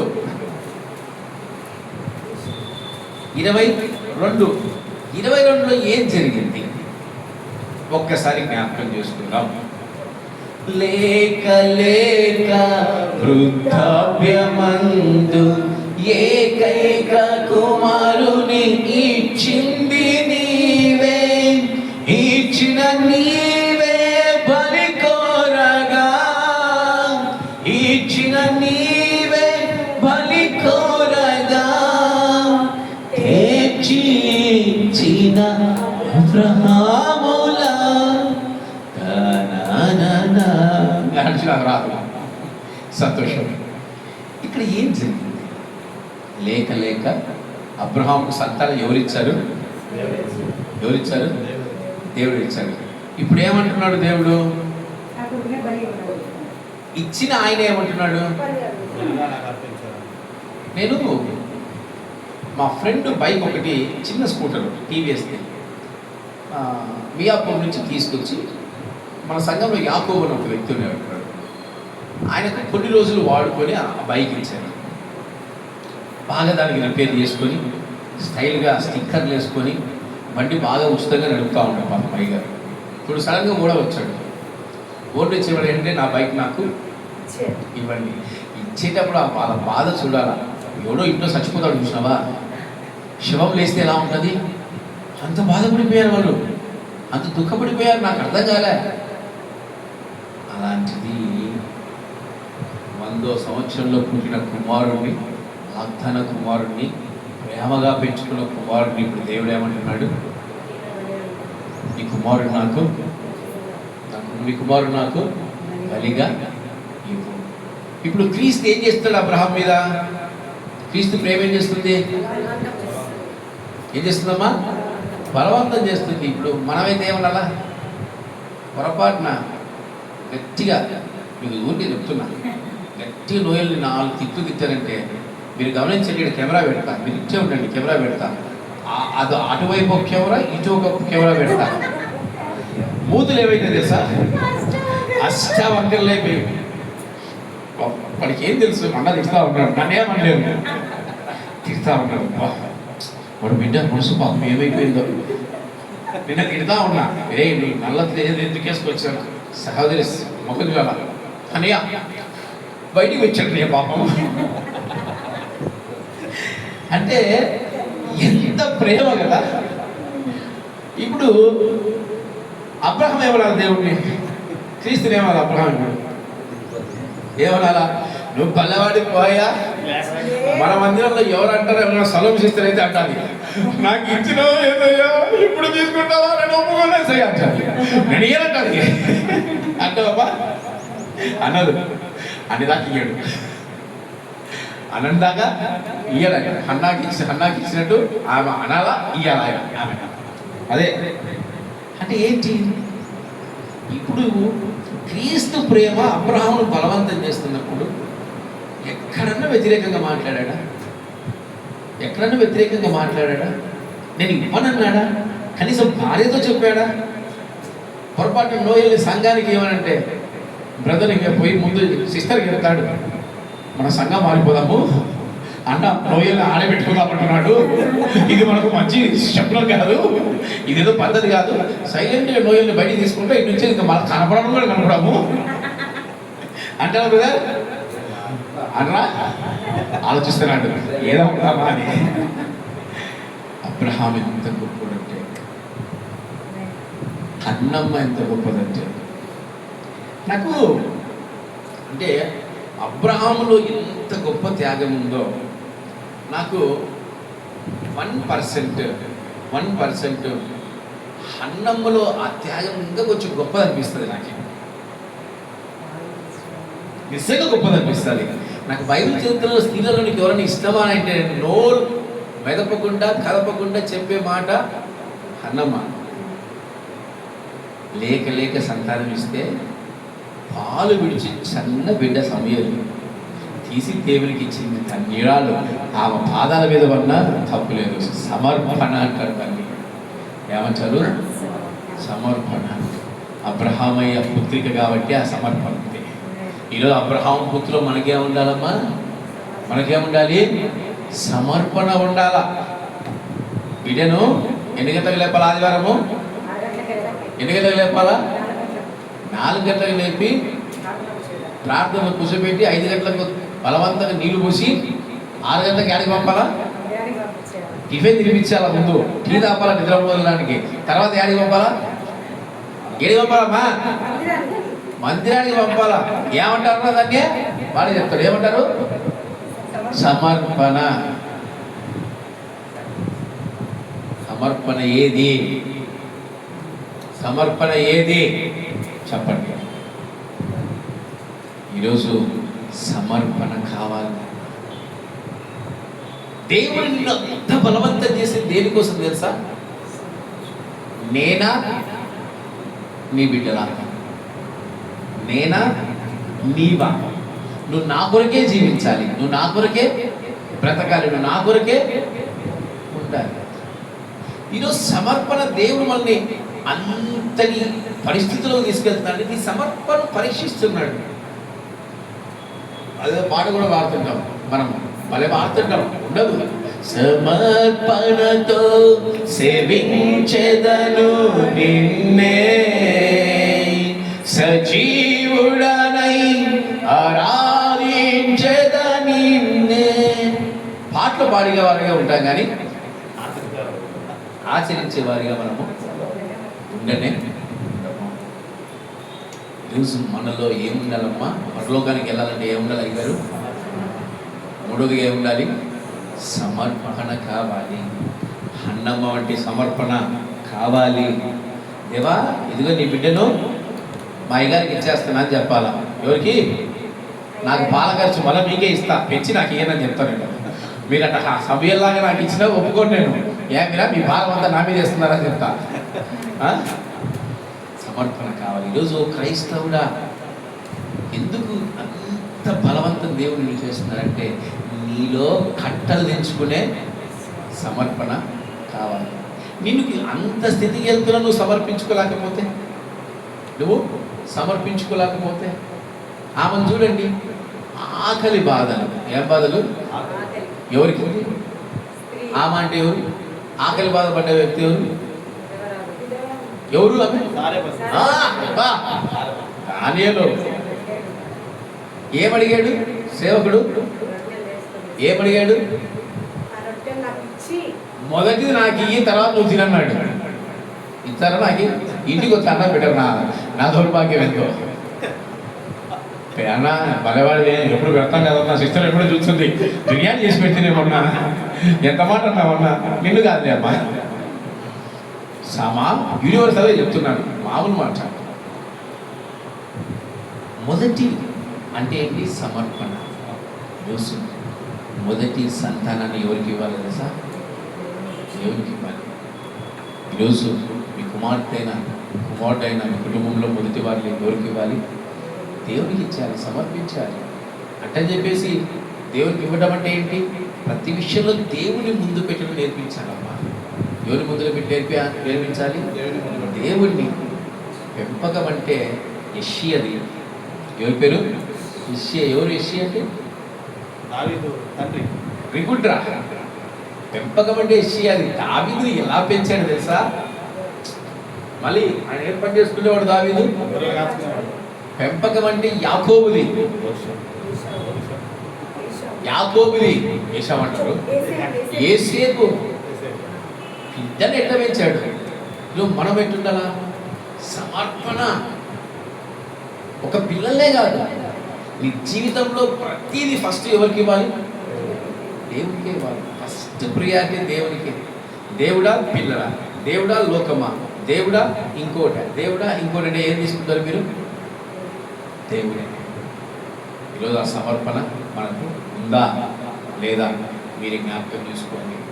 అంటే నేను ఆ పెయిన్ ఎంత ఉండింటారు చెప్పండి. హన్నాకైనా సరే, అబ్రహాముకైనా సరే ఆ పెయిన్ ఉంటుంది కదా. ఆ పెయిన్ ఎవరు కలగజేశారు అంటే క్రీస్తు. ఇప్పుడు అబ్రహాం ఏం చేస్తున్నాడు? ప్రేమతో బలవంతం చేస్తున్నాడు. ఏం బయటికి రావాలంట? సమర్పణ. ఈరోజు దేవుడు నీ సమర్పణ కోసం నీకు పెయిన్ ఇస్తున్నాడేమో. పెయిన్ ఇస్తున్నాడేమో, రా బయటికి, పెట్టు దేవుని ముందు, ఇచ్చేది హృదయానికి. ప్రాణ ఆత్మ శరీరము నీకే అర్పిస్తున్నానయ్యా. ఆటలు పాడటం కాదు, గాడిద సమర్పించు. అందుకే నీతో పాడేసి నిన్నే తిడుతున్నా. కనుక మూడవదిగా క్రీస్తు అబ్రహాము పైన ఎందుకు బలవంతం చేస్తా ఉన్నాడు? ప్రేమతో సమర్పణ. నాలుగవదిగా చూద్దాము. రోగిగా హింసింపబడిన వ్యక్తి ఎవరో చెప్పండి చూద్దాం. అబ్బా, చప్పట్లు గట్టి కొట్టాడు రా నాయన. వీళ్ళకి అవసరం లేదు వాక్యం, వీళ్ళే నాకు వాక్యం చెప్తారు. ఇంకా సంతోషం. యోబు 1వ అధ్యాయము. యోబుపై క్రీస్తు ప్రేమ బలవంతము చేస్తుంది. మీరు అడగచ్చు, యోబు నీతిమంతుడు కదా, యోబు యథార్థవంతుడు కదా, అయినా యోబు పైన క్రీస్తు ఎందుకు బలవంతం చేశాడు చెప్పండి అయినా? అంటే యోబులో ఏ లోపం లేదనేదా మీ ఉద్దేశం? యోబులో ఏ లోపం లేదా? ఉండిండొచ్చా? ఇంకా ఏం లోపం చెప్పండి? ఉండిండొచ్చు, ఉండింటాది అంటున్నారు కదా, ఏ లోపం ఉంది?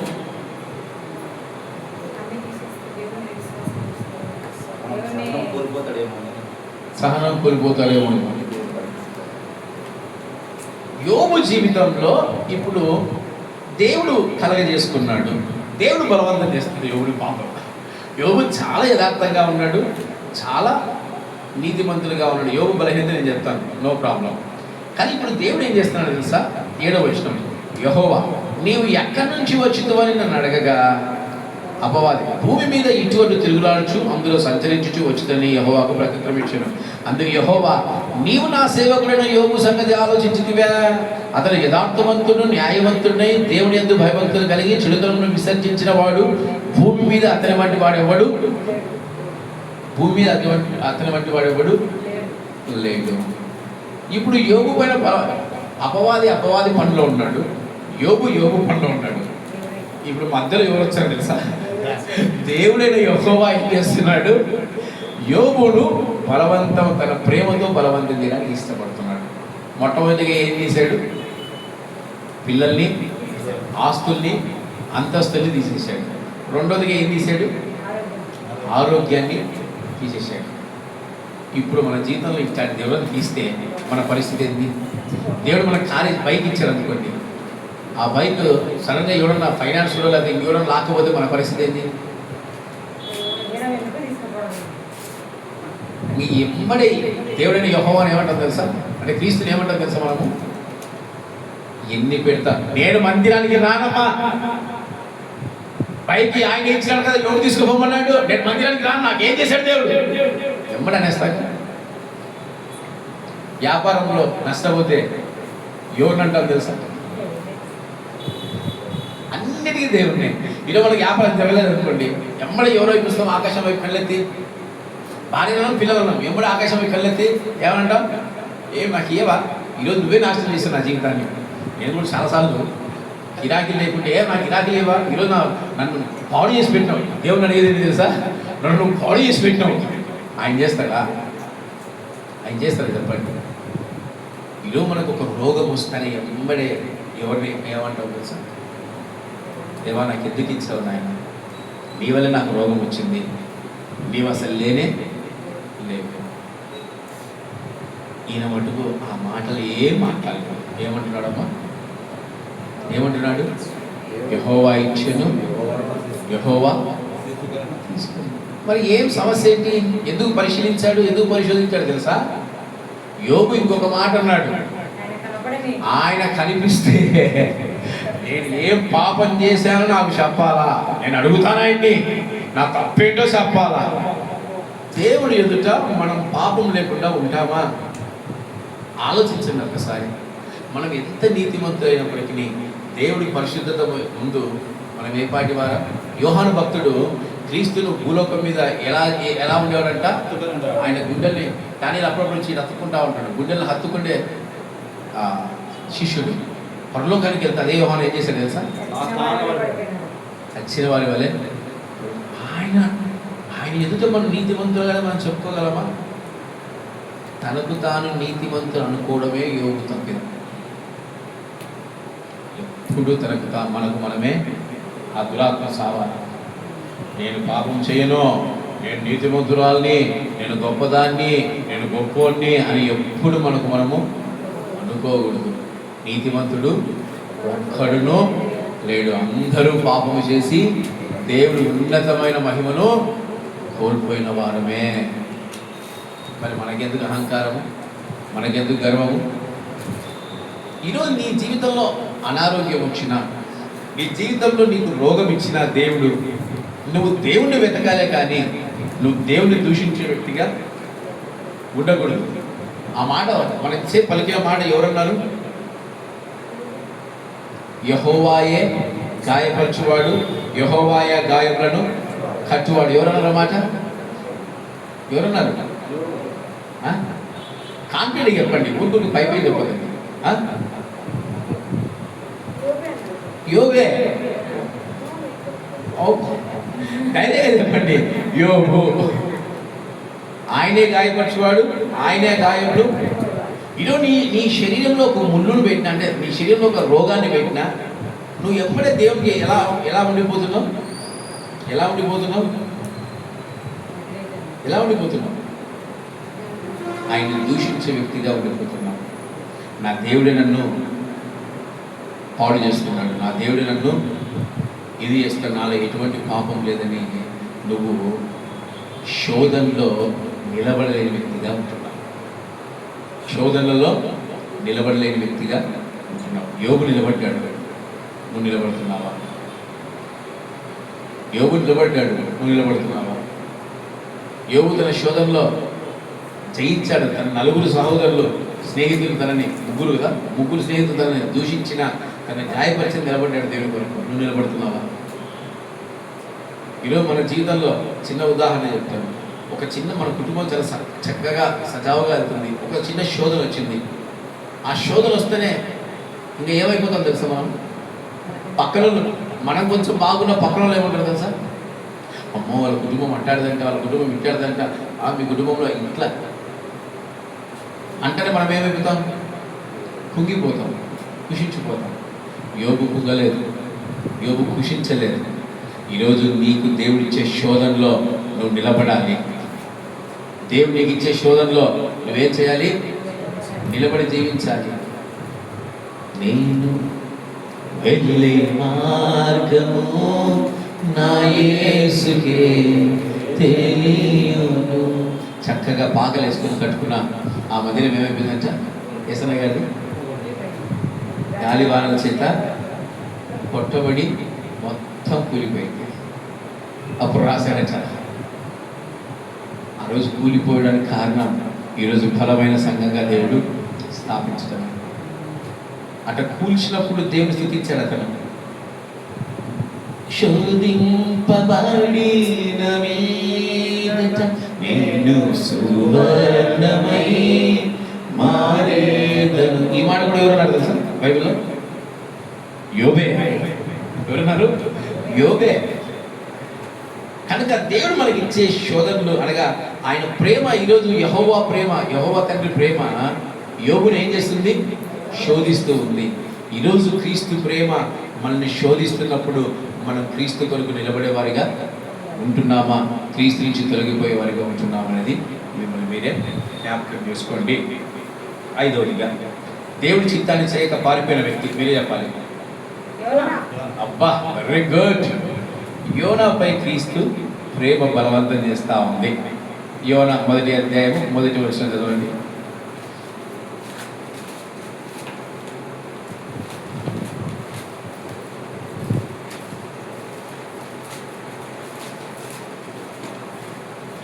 ఇంతసేపా? Page number 763.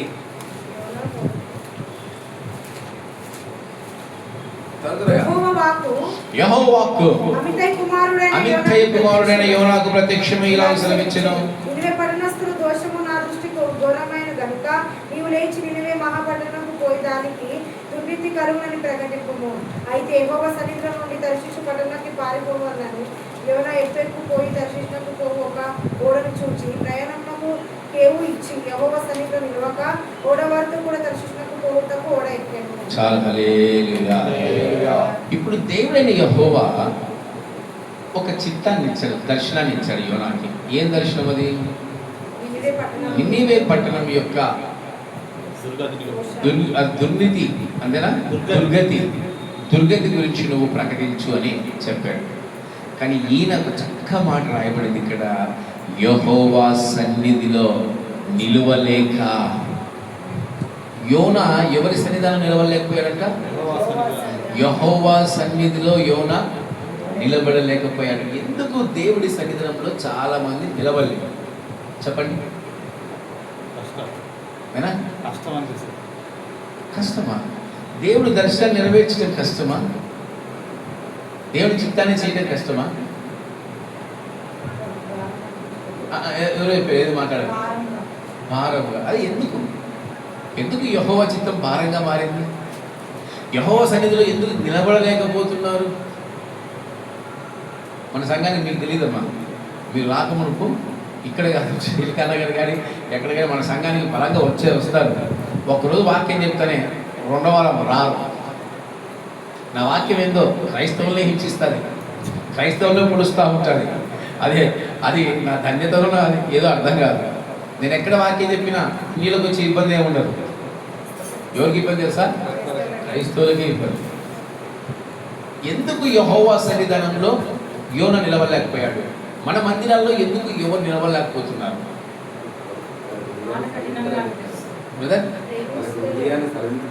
Very good. ఎందుకు హృదయాన్ని సరిదిద్దుకోలేరు? ఎందుకు కఠినమైన వాక్యం వారిని బాధపరుస్తుంది? సరే మంచిది. దీనికి కారణం ఒకటే, అస్సలు లేదు. చెప్పండి, క్రైస్తవుడు మొట్టమొదటిదే చెప్పండి. మొట్టమొదటిది ఏంటి క్రైస్తవుడు కలిగి ఉండాల్సింది? ప్రార్థన. మొట్టమొదటిగా క్రైస్తవుడు కలిగి ఉండాల్సింది ఏంటి? ప్రేయర్. వితౌట్ ప్రేయర్ నీకు ప్రార్థన లేని ప్రేమ ఉన్నా వ్యర్థమే, ప్రార్థన లేని నిరీక్షణ ఉన్నా వ్యర్థమే, ప్రార్థన లేని ఓర్పు ఉన్నా విశ్వాసం ఉన్నా వ్యర్థమే. యోనా యెహోవా సన్నిధిలో ఎందుకు నిలవలేకపోయాడు? బికాస్ ఆయన ప్రార్థన జీవితాన్ని కోల్పోయాడు, ప్రార్థన అనుభవాన్ని కోల్పోయాడు. అందుకు దేవుడి యొక్క మాట యోనాకి ఏమైపోతుంది? భారం. మన జీవితంలో ప్రార్థన లేనప్పుడే మనకు దేవుడి వాక్యం ఎలా మారుతుంది? భారంగా, కఠినంగా మారిపోతుంది. ఇప్పుడు అయ్యగారు దేవుడి సన్నిధానం నుంచి రన్నింగ్ స్టార్ట్ చేశాడు. అప్పట్లోనే రన్నర్ యోనా. Is a good runner. ఎవరు? Good runner. పరిగెత్తుతున్నాడు. ఎక్కడికి పరిగెడతారు? అప్పుడప్పుడు సేవకు వచ్చిన కొత్తలో నాకు తెలియదు సత్యాలు. నాకు తిక్కలేసం, నేను వెళ్ళిపోతా చేసా నీ సేవ చేయనంటే, నువ్వు పో నేను చూసుకుంటాను అంటేవాడు. నన్ను దాన్ని నువ్వు ఎక్కడికి పోతావు అనేవాడు. యాడికి పోయి మా ఇంటికి పోతాను. నేను ఎక్కడికి పోయి మా ఇంటికే పోతాను, నేను ఎక్కడికి పోతాను. నీ ఇంటి నుంచి చూబట్టి లాక్కుని వస్తానేవాడు. ఎందుకు లేదు చూబట్టడం, ముందే చిన్న చూన్నది వద్దులే నాయన మౌనం అయిపోయేవాడు. ఈరోజు మన జీవితంలో ప్రార్థన లేకుంటే నువ్వు దేవుని చిత్తాన్ని చేయలేవు. ప్రార్థన లేకుండా యెహోవా సన్నిధిలో నువ్వు నిలబడలేవు. ప్రార్థన లేకుండా దేవుడి వాక్కు మనకి ఎలా ఉంటుందో తెలుసా? రాయి తీసి కొట్టినట్టు సేవకును ముఖం పెట్టినట్టు తెలుసా? ఈడు ఉండవయ్యా, ఈడు ఏం మనిషిరా నాయన, మా గురించే మాట్లాడి సస్తా ఉన్నాడు అని మనసులో అయినా అనుకునే పరిస్థితి. యథార్థం ఇది. చాలా మంది నన్ను కొట్టాలనుకున్నారు, ఎవరు కాదు మామూలే. మీ వాక్యం సల్లకుండా నేను ఏదో రోజు కొడతా అని అనుకునే వాళ్ళంతా. మళ్ళీ వాడే సాక్ష్యం చెప్తారు, నాకు నేను కొట్టాలనుకున్నా బతికిపోయినావు అని. అంటే ఎప్పుడు మనకి ఈ జీవితం ఇలాంటి అనుభవాలు వస్తాయి? ప్రార్థన తత్వము మనలో లేనప్పుడే. దేవుడు విడిచిపెట్టాడా యోనాని? ఎందుకు విడిచిపెట్టలే? క్రీస్తు ప్రేమించిన వారిని గద్దించి శిక్షిస్తాడు. ఆసక్తి కలిగి మారు మోసుకోవాలి. ఇప్పుడు యోనాను ప్రేమిస్తున్నాడు దేవుడు కనుక యోనాను ఏం చేస్తున్నాడు? ఫస్ట్ గద్దించి శిక్షిస్తున్నాడు. పోయి నిద్రపోతా ప్రార్థన చేయి అన్నాడా? ఎవరన్నారు? అంటే దేవుడు అక్కడ గద్దింపు అతని ద్వారా ఏమిచ్చాడు? ప్రార్థన చేయి. అంటే యోనా జీవితం ఏం లేదు, ప్రార్థన చేయి, అదొక గద్దింపు. యోనా తెలుసుకున్నాడు. యోనా గొప్పతనం ఏంటంటే మారుమనసు పొందాడు. ఎమ్మడి ఆసక్తి కలిగి మారుమనసు పొందాడు. ఈ ఓడ మునిగిపోతుంది, అందరు చూసి వస్తారు, నన్ను ఒక్కనే, ఇది నా వల్లే వచ్చింది బా. అందుకే దేవుడు యోనాను ప్రేమించింది. ఏమి పశ్చాత్తాపము, ఏమి తగ్గింపు, ఆయనలో ఒప్పుకోవడము. నాలుగు తాక్కుని సావంటారు, ఆయన ఏదో ఒకటి బల్ల పట్టుకుని నేను ఎలా పడతానే వాడిని. కానీ ఆయన ఏమంటున్నాడు తెలుసా? ఇది నా వల్ల కలిగింది నాయన, నన్ను దయచేసి సముద్రంలో పడేయండి, ఈ గాలి ఆగిపోతుంది. ఆసక్తి కలిగి మారు మనసు అంటే ప్రకటన చెప్పింది ఇదే. అందుకే యోనా అంటే నాకు చాలా ఇష్టం. యోనా గురించి చాలామంది తప్పుగా అనుకుంటారు, కానీ ఆయనలో ఉంటే మారు మనసు ఎవరిలో లేదు. ఏమైపోయింది? అయ్యగారిని ఇప్పుడు ఏం చేశారు? ఏట్లో పడేసారు. అమ్మకి ఏటి కానీ వద్ది, సముద్రంలో తల్లి, సముద్రంలో పడేశారు. దేవుడు చంపాడా? ఎందుకు చంపలేదు? ఎందుకు చంపలేదమ్మా యేసయ్య?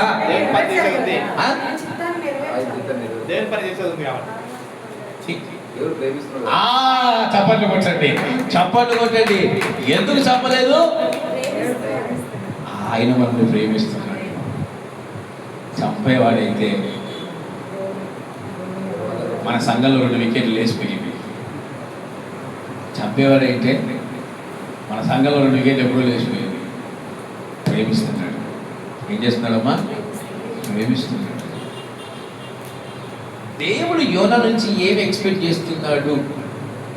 తన చిత్తాన్ని చేయటం ఓకే, కాదనట్లేదు, కానీ యోనా నుంచి అంతకంటే ఇంకోటి గొప్పది ఎక్స్పెక్ట్ చేస్తున్నాడు దేవుడు. దాని కొరకు యోనాను బలవంతం చేస్తున్నాడు. ఇప్పుడు వెరీ గుడ్ తల్లి. ఇప్పుడు సముద్రంలో ఎవరున్నాడు? అయ్యగారు చాప కడుపులో ఉండి మౌనంగా మారు మనసు లేకుండా, దేవా నీ ఇష్టం వచ్చినప్పుడు చేసుకో అన్నాడా? మారు మనసుకి బ్రాండ్ అంబాసిడర్ యోనా. మారు మనసుకి బ్రాండ్ అంబాసిడర్. ఏది కోల్పోయాడో అదే సాధించాడు. ప్రార్థన జీవితాన్ని కోల్పోయిన యోనా ప్రార్థనతో బయటకు వచ్చాడు. ఈరోజు మన జీవితాల్లో క్రీస్తు మనల్ని బాగా గుర్తుపెట్టుకోండి. ఇప్పుడు నేను చెప్పిన వాటి అన్నింటిలో కంటే ఒక్కసారి మళ్ళీ రిమైండ్ అవుతాం, మీకు అర్థమయ్యే భాషలో చెప్తాను. ఫస్ట్ది ఏంటి? కొట్టాడు. అది గట్టిగా కూడా కొట్టలే. ఎన్ని రోజులు కొట్టాడు? 3 దినాలకు వచ్చాడు. ఎమ్మడి ఏమైపోయాడు? రక్షణలోనికి వచ్చాడు. రెండోది మారు మనస్సు. దీనివల్ల అతనికి కలిగినది ఏమిటి?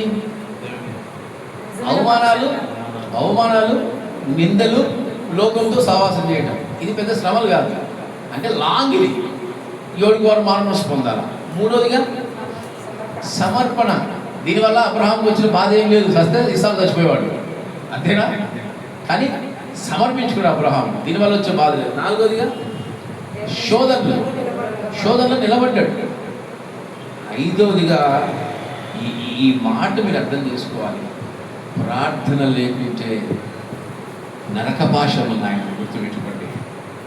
ప్రార్థన మన జీవితంలో కోల్పోతే నరక పాశములు, చీకటి అంధకార పాశములవి.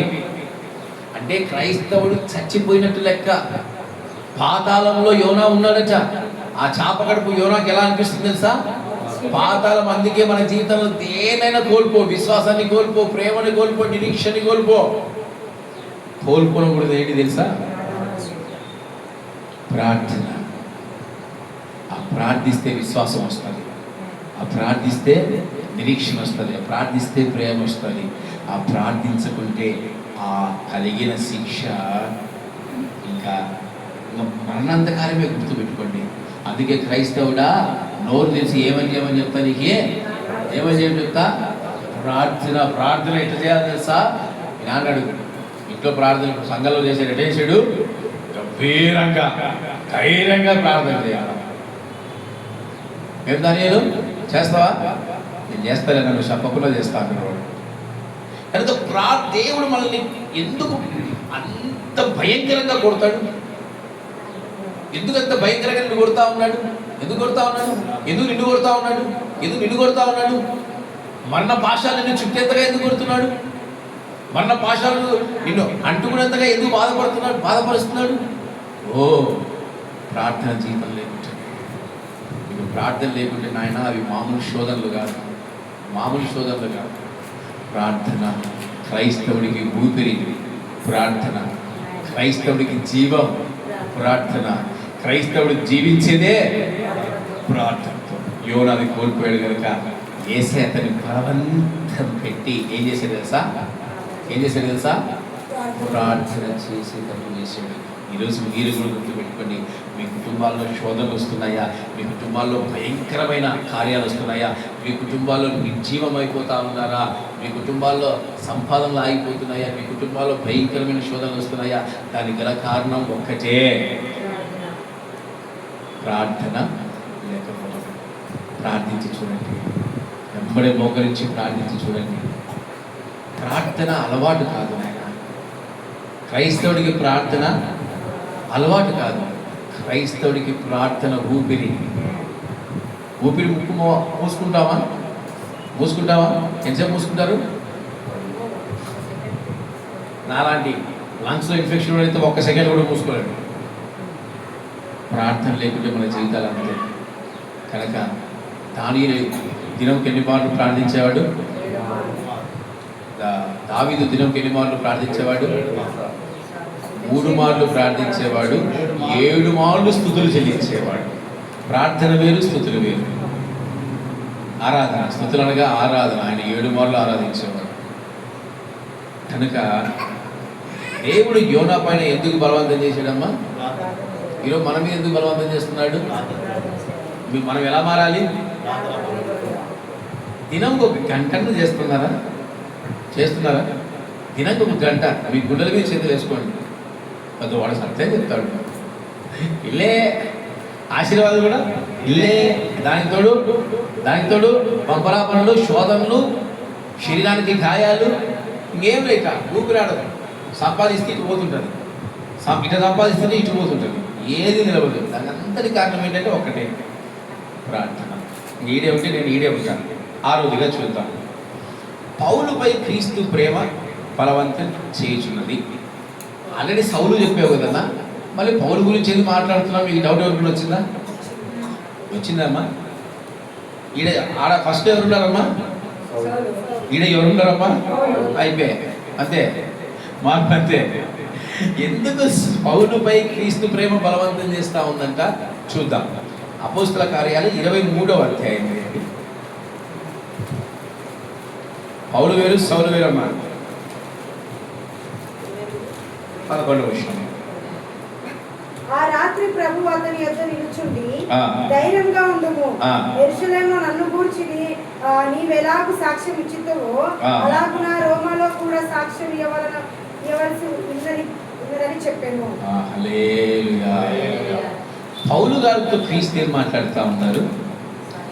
నా గురించి యెరూషలేములో ఎలాగైతే సాక్షిగా ఉన్నావో, నువ్వు రోమా యొక్క సామ్రాజ్యానికి వెళ్ళి అక్కడ కూడా నా కొరకు నువ్వు సాక్షిగా ఉండాలి. ఓ క్రైస్తవుడా, నువ్వు సాక్షిగా ఉండాలి క్రీస్తుకి. ఉన్నారా?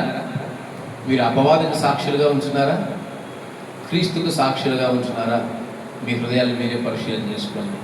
పాపం ఆయన రోమాలో సాక్ష్యం ఇవ్వాలని ఇక్కడి నుంచి మీరు చూస్తే అగ్రిప్పరాజు దగ్గరికి పోయినాడు, యూదుల చేత కొట్టబడ్డాడు, సంఖ్యలు వేసుకొని అతన్ని తీసుకొని చంపేస్తారేమని వెళ్ళాడు. అక్కడి నుంచి సముద్రానికి వెళ్ళాడు. సముద్రంలో తిండి లేక ఎన్ని రోజులు? 14 రోజులు తిండి లేక తిప్పలేకున్నారు. ఓడ ఉందే, ఓడ బద్దలైపోయా. అక్కడి నుంచి ఎక్కడికి వెళ్ళారు? ఈదుకుంటూ. ఈదమంటే మామూలు మాట్లాడుకుంటారు మీరు. నేనేమో ఈ నుంచి ఆడదాకా ఈసరికి మునిగిపోయి చచ్చిపోతా, ఈదరాదు మనకి. ఆయన ఈదుకుంటూ ఒక దానికి వెళ్ళాడు. అక్కడికి వెళ్తే ఊరుకున్నాడా? ఆ దీపంలోకి వెళ్తానే అయ్యారికి పాము కాడేస్తే పాము వచ్చింది, ఆయన కాడేస్తే పాము బతుకుతుందా?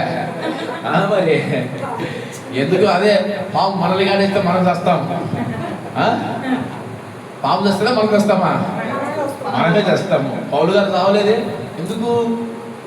క్రీస్తుకు సాక్షిగా రోమా సామ్రాజ్యంలో నిలబడాలి.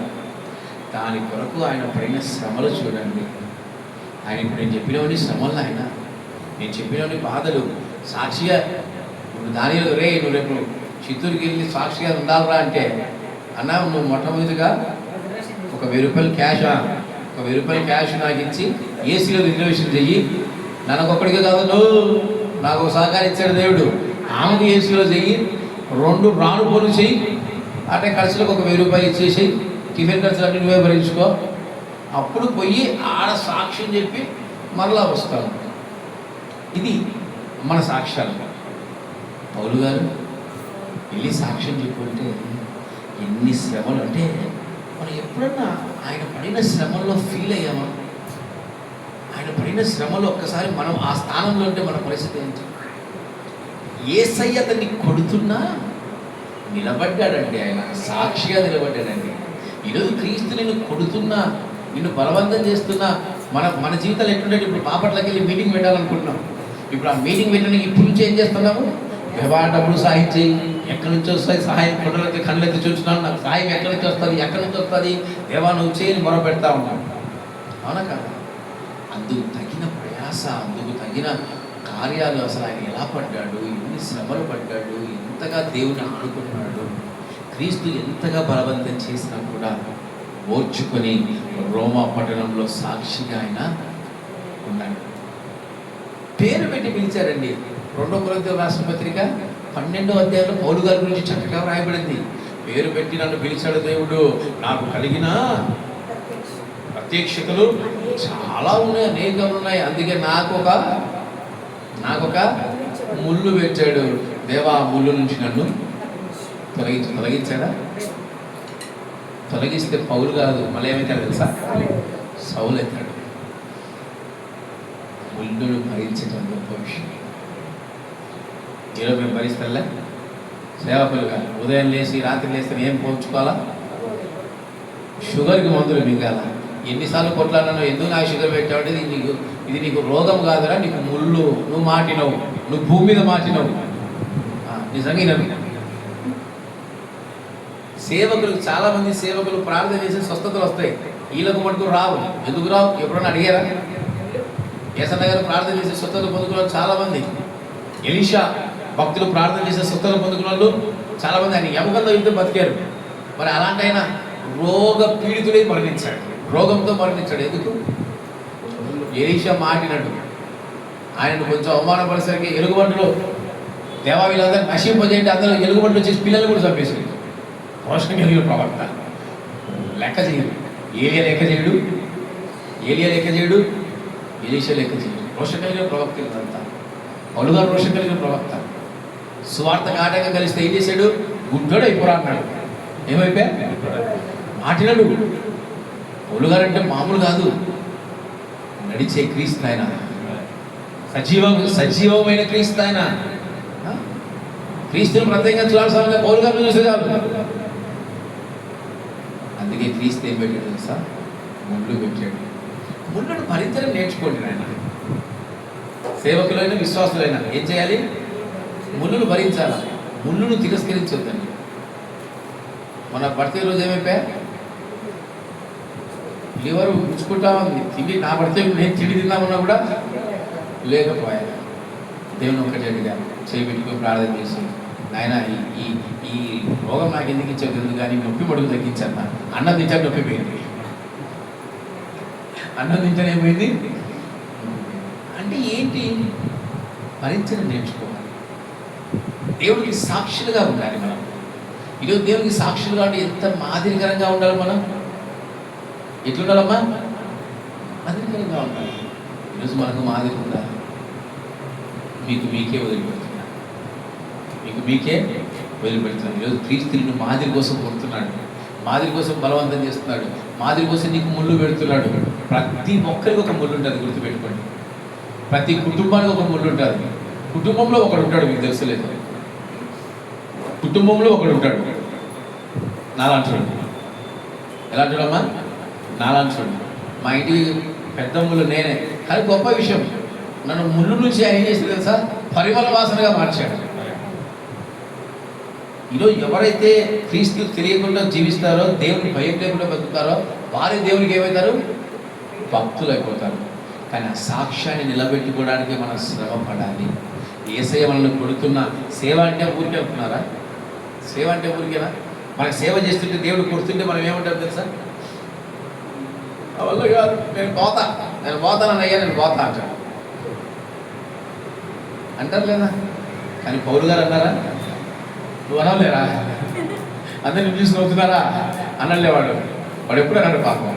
ఈరోజు వచ్చినాడు, ఈ ఇంట్లో అనుకుంటాడు దారుణం, వీడు నా ప్రాణానికి 8:30 రమ్మన్నాడు, నేనేమో 9:20 పోతున్నా, వీడు ఏమంటాడో ఏమో, ఎట్లా చేసయ్యా ఏదో ఒకటి చెప్పు.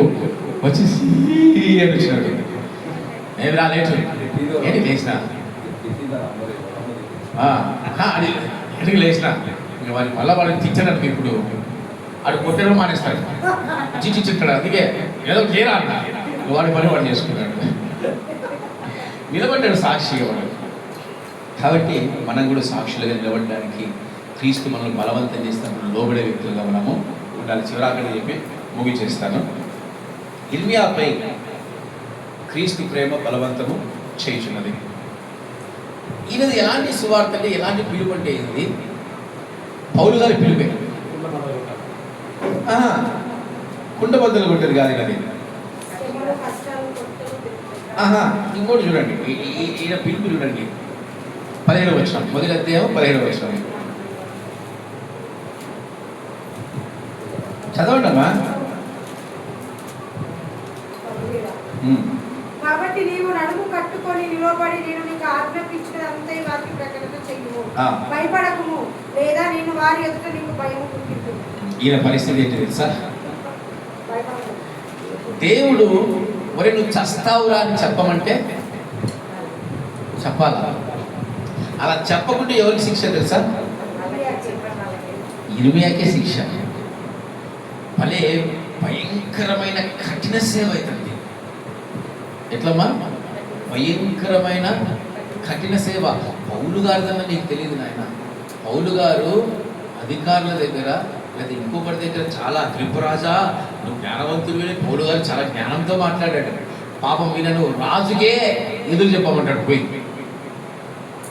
ఇర్మియా భక్తుడు ఎవరికి ఎదురు చెప్పమంటాడు పోయి? దేవుడు రాజుకే చెప్పు, సంఘానికే చెప్పు, ప్రజలకే చెప్పు, నువ్వు భయపడద్దు. భయపడ్డావా నేను నిన్ను భయపెడతా అంటే ఒక ముళ్ళు పైన పెట్టి లేయొద్దు అని.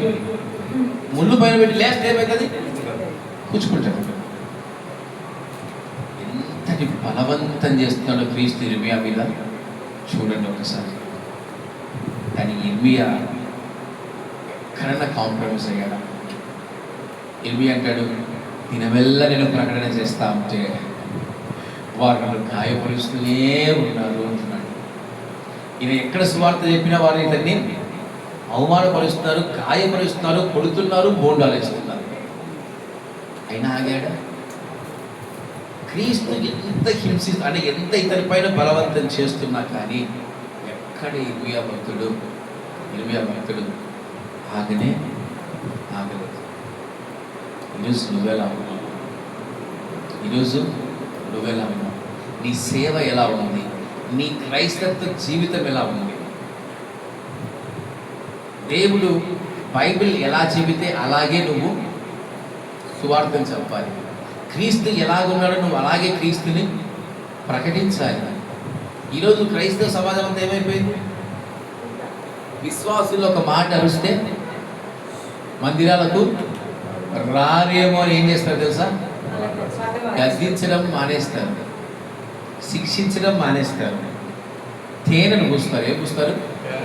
తేనె పూస్తారు. ఆప్షన్ లేదు. What the Bible says, Bible ఏం చెప్తుందో సేవకుడు కుండ బదులు కొట్టినట్టు చెప్పాలి. అదే పిలుపంటే, అదే సేవ అంటే, అదే లోబడ్డం అంటే. ఈరోజు ఎంతమందికి ఇలాంటి అనుభవాలు ఉన్నాయి? క్రైస్తవ విశ్వాసిగా నువ్వు కుండబద్దలు కొట్టు జీవించాలి. కుండబద్దలు కొట్టంటే బ్రతకాలి. చాలామంది మీకు తెలుసులేదు, అన్యులతో సావాసం చేసినప్పుడు వారి ఇంటికి వెళ్తారు, విగ్రహాలకు బలి ఇచ్చిన వాటిని తింటారు, వారితో పాటు మద్యం సేవిస్తారు, వారితో పాటు వ్యభిచారాలు చేస్తారు, వారితో పాటు లోకంతో ఉంటారు. మరి వీరందరూ క్రైస్తవులేనా? అలాంటి వారికి సువార్త చెప్పాలంటే సేవకులు చెప్పడం మానేశారు. ఇంట్లో కుటుంబంలో తల్లిదండ్రులు చెప్పడం మానేశారు, సంఘంలో సంఘ పెద్దలకు చెప్పడము మానేశారు. సేవ అంటే రోషం అండి. ఆ రోషం కొరకు దేవుడిని ఎంత మొత్తుతున్నానో చెప్పాల్సిందే. నేను అందుకే సువార్త ఎట్లా చెప్తా తెలుసా? నేను సువార్త ఎట్లా చెప్తా, నేను వాక్యం ఎట్లా చెప్తా, ఉండబద్దలు కొట్టినట్టే ఏం ఉండదు, ఇంకా చెప్పేయడమే.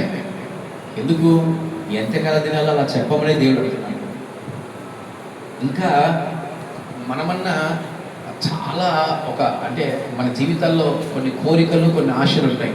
హోషేయ భక్తుడి గురించి చూద్దాం ఒకసారి. హోషేయ గ్రంథం తీయండి. హోషేయ భక్తుడు పోల్చుకుంటే మన బ్రతుకులు ఎలా ఉన్నాయో చూద్దాము. హోషేయ భక్తుడు 1వ అధ్యాయం 2వ వచనం, పేజీ నెంబర్ 745. మొదట యెహోవా హోషేయ ద్వారా ఈ మాట సెలవిచ్చెను, జనులు యెహోవాను విసర్జించి బహుగా వ్యభిచారించి ఉన్నారు కనుక నీవు పోయి వ్యభిచారం చేయి స్త్రీని పెండ్లాడి వ్యభిచారం వల్ల పుట్టిన పిల్లలను తీసుకొను అని ఆయన హోషేయకు ఆజ్ఞించెను. పెళ్ళి అంటేనే ఎలా ఉంటుందండి? వివాహం అంటే గొప్ప అనుభవం కదా. ఇలా పరిస్థితి చూసారు, ఎప్పుడైనా ఆలోచించారు? ఆయన ప్లేస్లోకి వెళ్ళి ఆలోచించారా? అసలు ఆయన ఎలాంటి వ్యక్తి హోషేయ? ఒక వ్యభిచారిని వివాహం చేసుకోమంటే దేవుడు మారు మాట్లాడకుండా వెళ్ళి వ్యభిచారాన్ని వివాహం చేసుకొని 2 పిల్లలు కంటాడు ఆయన. అంటే దేవుని యొక్క ఆ బలవంతము, అతన్ని చేస్తున్న క్రీస్తు అతని పైన బలవంతమైన ప్రేమను చూపిస్తున్నా ఎక్కడైనా కాంప్రమైజ్ అయ్యాడా? యెషయా అయ్యాడా? ఇర్మియా అయ్యాడా? హోషేయ అయ్యాడా? ఇర్మియా అయ్యాడా? లేదు. దేవుని కొరకు నిలబడ్డారు. ఈరోజు మనం నిలబడుతున్నామా? దేవుని కొరకు ఏదేమైనా జీవిస్తున్నామా? ఆలోచించండి. ఇంకా భార్య ప్రేమికులారా, ఇంకొక మాట చదివిస్తా. హెచ్కేల్ గ్రంథం తీయండి. భర్త ప్రేమికులారా, హెచ్కేల్ గ్రంథం తీయండి. ఇదొక మాట చదివిస్తా. 24వ అధ్యాయం 15వ వచనం. 24వ అధ్యాయం 15వ వచనం. మరి యెహోవాకు నాకు ప్రత్యక్షమై ఇలా సెలవిచ్చెను, నరపుత్రుడా, నీ నీ కన్నులకు ఇంపైన దానిని నీ యొద్ద నుండి ఒక్క దెబ్బతో తీసివేయబోచున్నాను. నీవు ఏమంట? నువ్వు ఏడవద్దు. అంగలార్చడం అంటే ఏడవద్దు అంటే అది వేరు. అంగలార్చడం అంటే ఏంటి తెలుసా? ఓ రోదన అని అర్థమా? కన్నీరు విడవద్దు, మృదులకై విలాపము చేయక నిశ్శబ్దంగా నిట్టూర్పిడుము. శిరోభూషణములను ధరించుకొని పాద రక్షకులు తొడుకొనవలెను. నీ పెదవులు మూసుకొనవద్దు, జనుల ఆహారము భుజింపవద్దు. ఉదయమందు జనులకు నేను ప్రకటించి తిని సాయంత్రం ఏమైందో చూడండి ఆయన. సాయంత్రమున నా భార్య చనిపోగా ఆయన నాకు ఆజ్ఞాపించట్టు మరునాటి ఉదయమున నేను చేసి తిని. నీ భార్య చచ్చిపోతుందని దేవుడు ముందే ఏం చేశాడు? ఉదయం చెప్పాడు, రాత్రికి ఏమైపోయింది? చనిపోయింది. ఎందుకు దేవా నా భార్యను చంపుతా ఉన్నాడా? హెచ్కేలు నా భార్య చచ్చిపోతుందని ఏడవద్దా దేవా అన్నాడా? దేవుడు ఏది చెప్తేనే చేశాడు.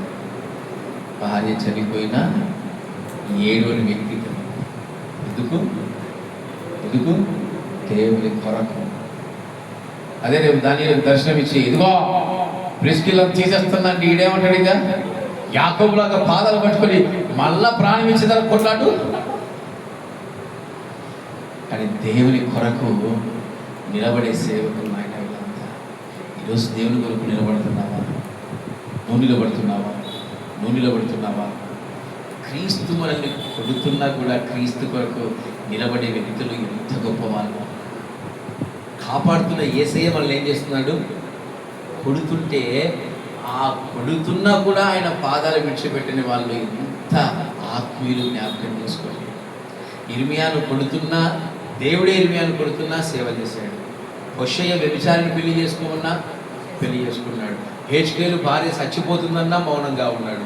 ఏడవద్దంటే ఏడవకుండా ఉన్నాడు. దేవుని కొరకు నిలబడిన వాళ్ళండి. ఈరోజు క్రైస్తవుడా నువ్వు నిలబడుతున్నావా? క్రైస్తవురాలా నువ్వు నిలబడుతున్నావా? జ్ఞాపకం చేసుకోండి. ఈరోజు నాకు ఈ లోకంలో నా భర్త లేకుండా నేను బతకలేను, నా భార్య లేకుండా నేను బతకలేను, నాకు ఎవరు లేకుండా మేము బతకలేము, నేను సేవ చేయలేను ప్రభువా. 2 సంవత్సరాలు అయిపోయాయి నేను సేవ, ఇంట్లో స్త్రీ లేకుండా సేవ చేయించాను. మాకు దేవుడు ఇచ్చిన విధేది. మేము ఎంత కొట్లాడి ఏది మరిస్తే ఏమొస్తుంది?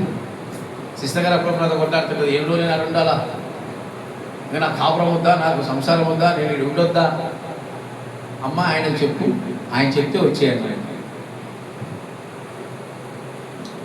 కొడతాడు, అయినా విడిచిపెట్టకూడదు. తండ్రి కొడతారని విడిచిపెడతామా? తల్లి కొడతారని విడిచిపెడతామా? విడిచిపెట్టాక నువ్వు క్రీస్తు కొరకు విధానాన్ని నిలబడుతున్నావా? నిలబడటం ముఖ్యం. ఏడవదిగా నిలబడాలి. క్రీస్తు కొడుతున్న మనల్ని ఏం చేయాలి? నిలబడాలి. ఆయన కొరకు క్రైస్తవుడిగా జీవించాలి, క్రైస్తవుడిగా బ్రతకాలి. కోపించుతూనే వ్యసనగా చక్కటి పాట రాశారు. ఆశ్రయ దుర్గమా నా యేసయ్యా, నవజీవన మార్గమునా నన్ను నడిపించుమా. ఊహించలేనే నీ కృపలే నీ క్షణమును, కోపించుచునే వాత్సల్యము నాపై చూపినా. ఇది నువ్వుగాక ఆయన కొరకు ఎవరు నిలబడతారు? నువ్వుగాక ఆయన కొరకు ఎవరు సేవ చేస్తారు? నువ్వుగాక ఆయన కొరకు ఎవరు జీవిస్తారు? ఆయన ఏది చేసినా ఒక కార్యం ఉంటుంది. నీ జీవితంలో ఆయన ఏ గొప్ప కార్యం చేసినా, నీకు శోధన ఇచ్చినా ఒక మేలే ఉంటుంది. కనుక నువ్వు ఆయన కొరకు నిలబడాలి. ఈరోజు మనం దేవుడు ఏది చెప్తే కళ్ళు మూసుకొని చేయాలి. ఏమి ఆలోచించకూడదు, ఆయనకు వ్యతిరేకంగా మాట్లాడకూడదు, ఆయనకు వ్యతిరేకంగా నువ్వు ఏది పలకకూడదు, ఆయనకు వ్యతిరేకంగా నువ్వు ఏది చెప్పకూడదు. ఇప్పుడు చెప్పండి, అందరూ బుక్కులు మూసి ఈ పేజీ కూడా చిన్నడా చెప్పు నాయన. ఈరోజు వాక్య వంశం ఏంటి? Very good. చెప్పండి ఉన్నటువంటి క్రీస్తు ప్రేమమును బలవంతము చేయించింది. క్రీస్తు అంటే ఎవరు?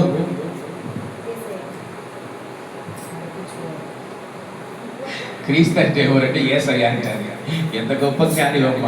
నేను 3 మాటలు చెప్పాను స్టార్టింగ్లో. క్రీస్తు అంటే ఎవరు? నడిపించేవాడు. ప్రేమ అంటే, బలవంతం అంటే చేయాలి. ఈరోజు ఎన్ని అనుభవాలు నేర్చుకున్నాము? 7 అనుభవాలు నేర్చుకున్నాము. యేసయ్య ప్రేమిస్తే ఏం చేస్తాడు?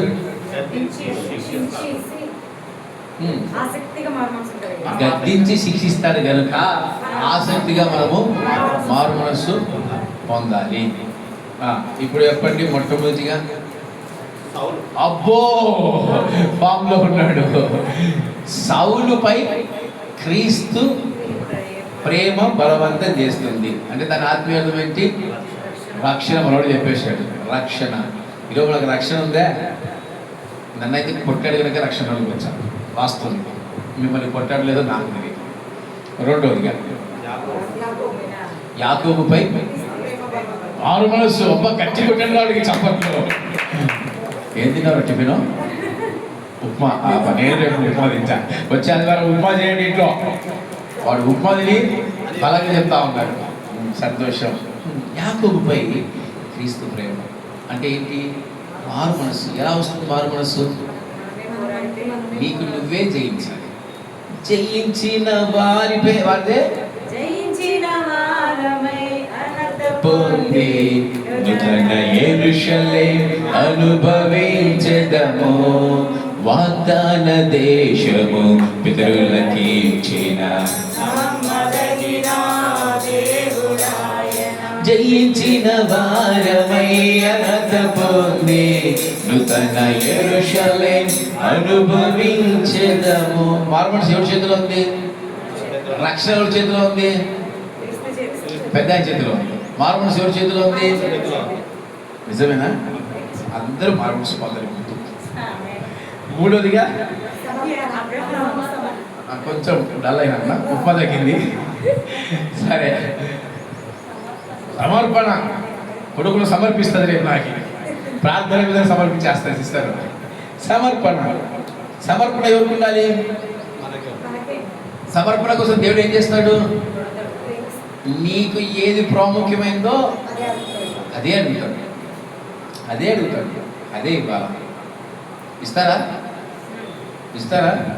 రేపు బ్రదర్ మేనేజ్ వచ్చేసి మనకి ఇచ్చేస్తాడు. ఏమా ఇస్తారా? మేనేజ్ ఇస్తామన్నా కొడుకే కష్టం. సంతోషం. ఊరికెళ్ళాలేమ్మా, నువ్వు ఇచ్చేస్తావు కొడుకుని. నాలుగోదిగా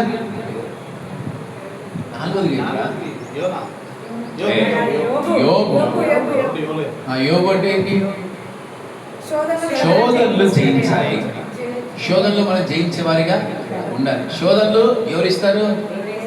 అన్ని దేవుడే. నన్ను గుర్తుపెట్టుకోండి. యుద్ధము యెహోవాదనే పాట పాడాం కదా. మీరు అనుకున్నారు సాతాను పైన యుద్ధం యెహోవాదని మీరు అనుకుంటవచ్చు. యుద్ధం యెహోవాదే మన పైన. యుద్ధం యెహోవాదే. ఎవరిపైన? మన పైనే యుద్ధం చేస్తున్నారు ప్రస్తుతానికి. సాతాను పైన ఎప్పుడో చేశాడు. ఇప్పుడు ఎవరిపైన యుద్ధం చేస్తున్నాడు? మన పైన. ఎందుకు?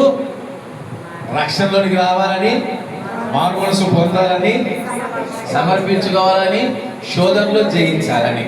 యుద్ధం యెహోవాదే. ఇప్పుడు మన పైన యుద్ధం చేస్తాను. గుర్తుపెట్టుకోండి.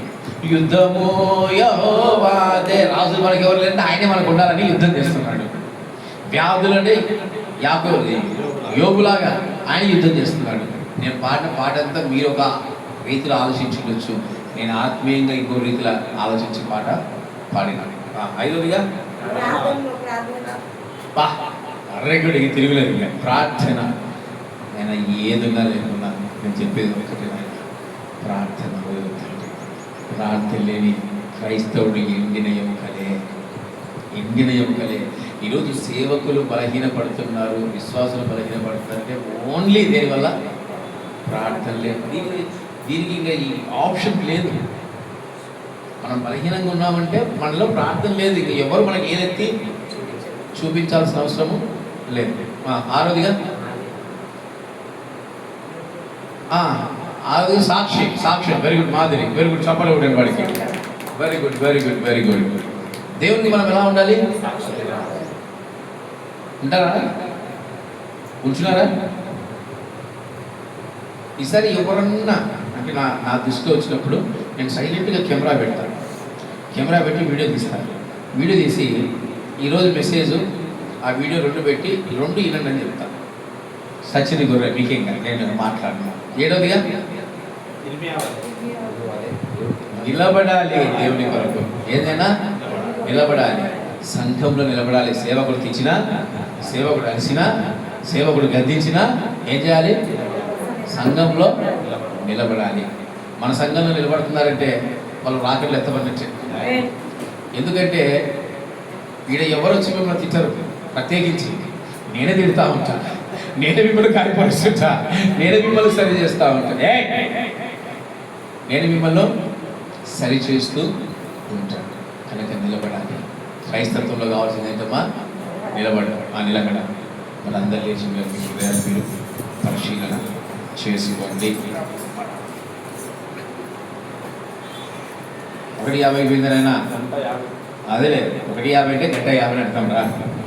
సరే, అందరూ కళ్ళు మూసుకొని మీ హృదయాలు మీరు పరిశీలన చేసి కళ్ళు మూసుకోవాలి. అందరూ కళ్ళు మూసుకొని, దేవా నిజంగా నువ్వు నీ ప్రేమ మమ్మల్ని బలవంతం చేస్తుంది నాయన. నువ్వు మమ్మల్ని చంపే దేవుడు కాదు నాయన, కేవలం ప్రేమతో మమ్మల్ని సరిచేసే దేవుడు నాయన. ప్రేమతో మమ్మల్ని సరిచేయవాడు నీకు తప్ప ఇంకెవరున్నారు దేవా. ప్రేమతో మమ్మల్ని సరిచేయడు దేవా. ప్రేమతో మమ్మల్ని నిలబెట్టండి నాయన. ప్రేమతో మమ్మల్ని ముందుకు తీసుకెళ్ళండి దేవా. అటువంటి కృపను, అటువంటి కనికరమును మాకు అందించండి నాయన అని ప్రభువుని అడగండి.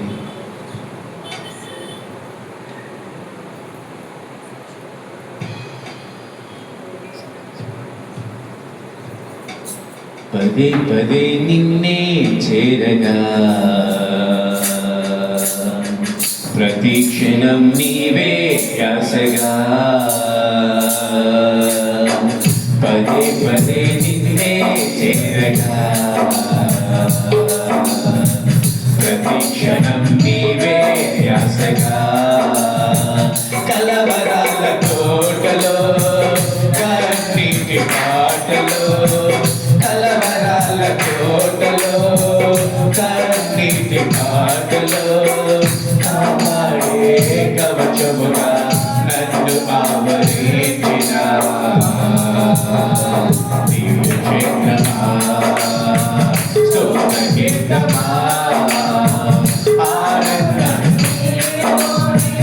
ఆధారం నీవేగా ఆశ్రయం నీలోనే నా యేసయ్యా స్తోత్రాలుడా నన్ను ప్రేమించినావు జీవించు నీలలో నీ కోసమే సాక్షాత్మై అర్హతే లేని నన్ను ప్రేమించినావు జీవించు నీలలో నీ కోసమే సాక్షాత్మై ఆనందం నీలోనే ఆధారం నీవేగా ఆశ్రయం నీలోనే నా యేసయ్యా స్తోత్రముడా నా యేసయ్యా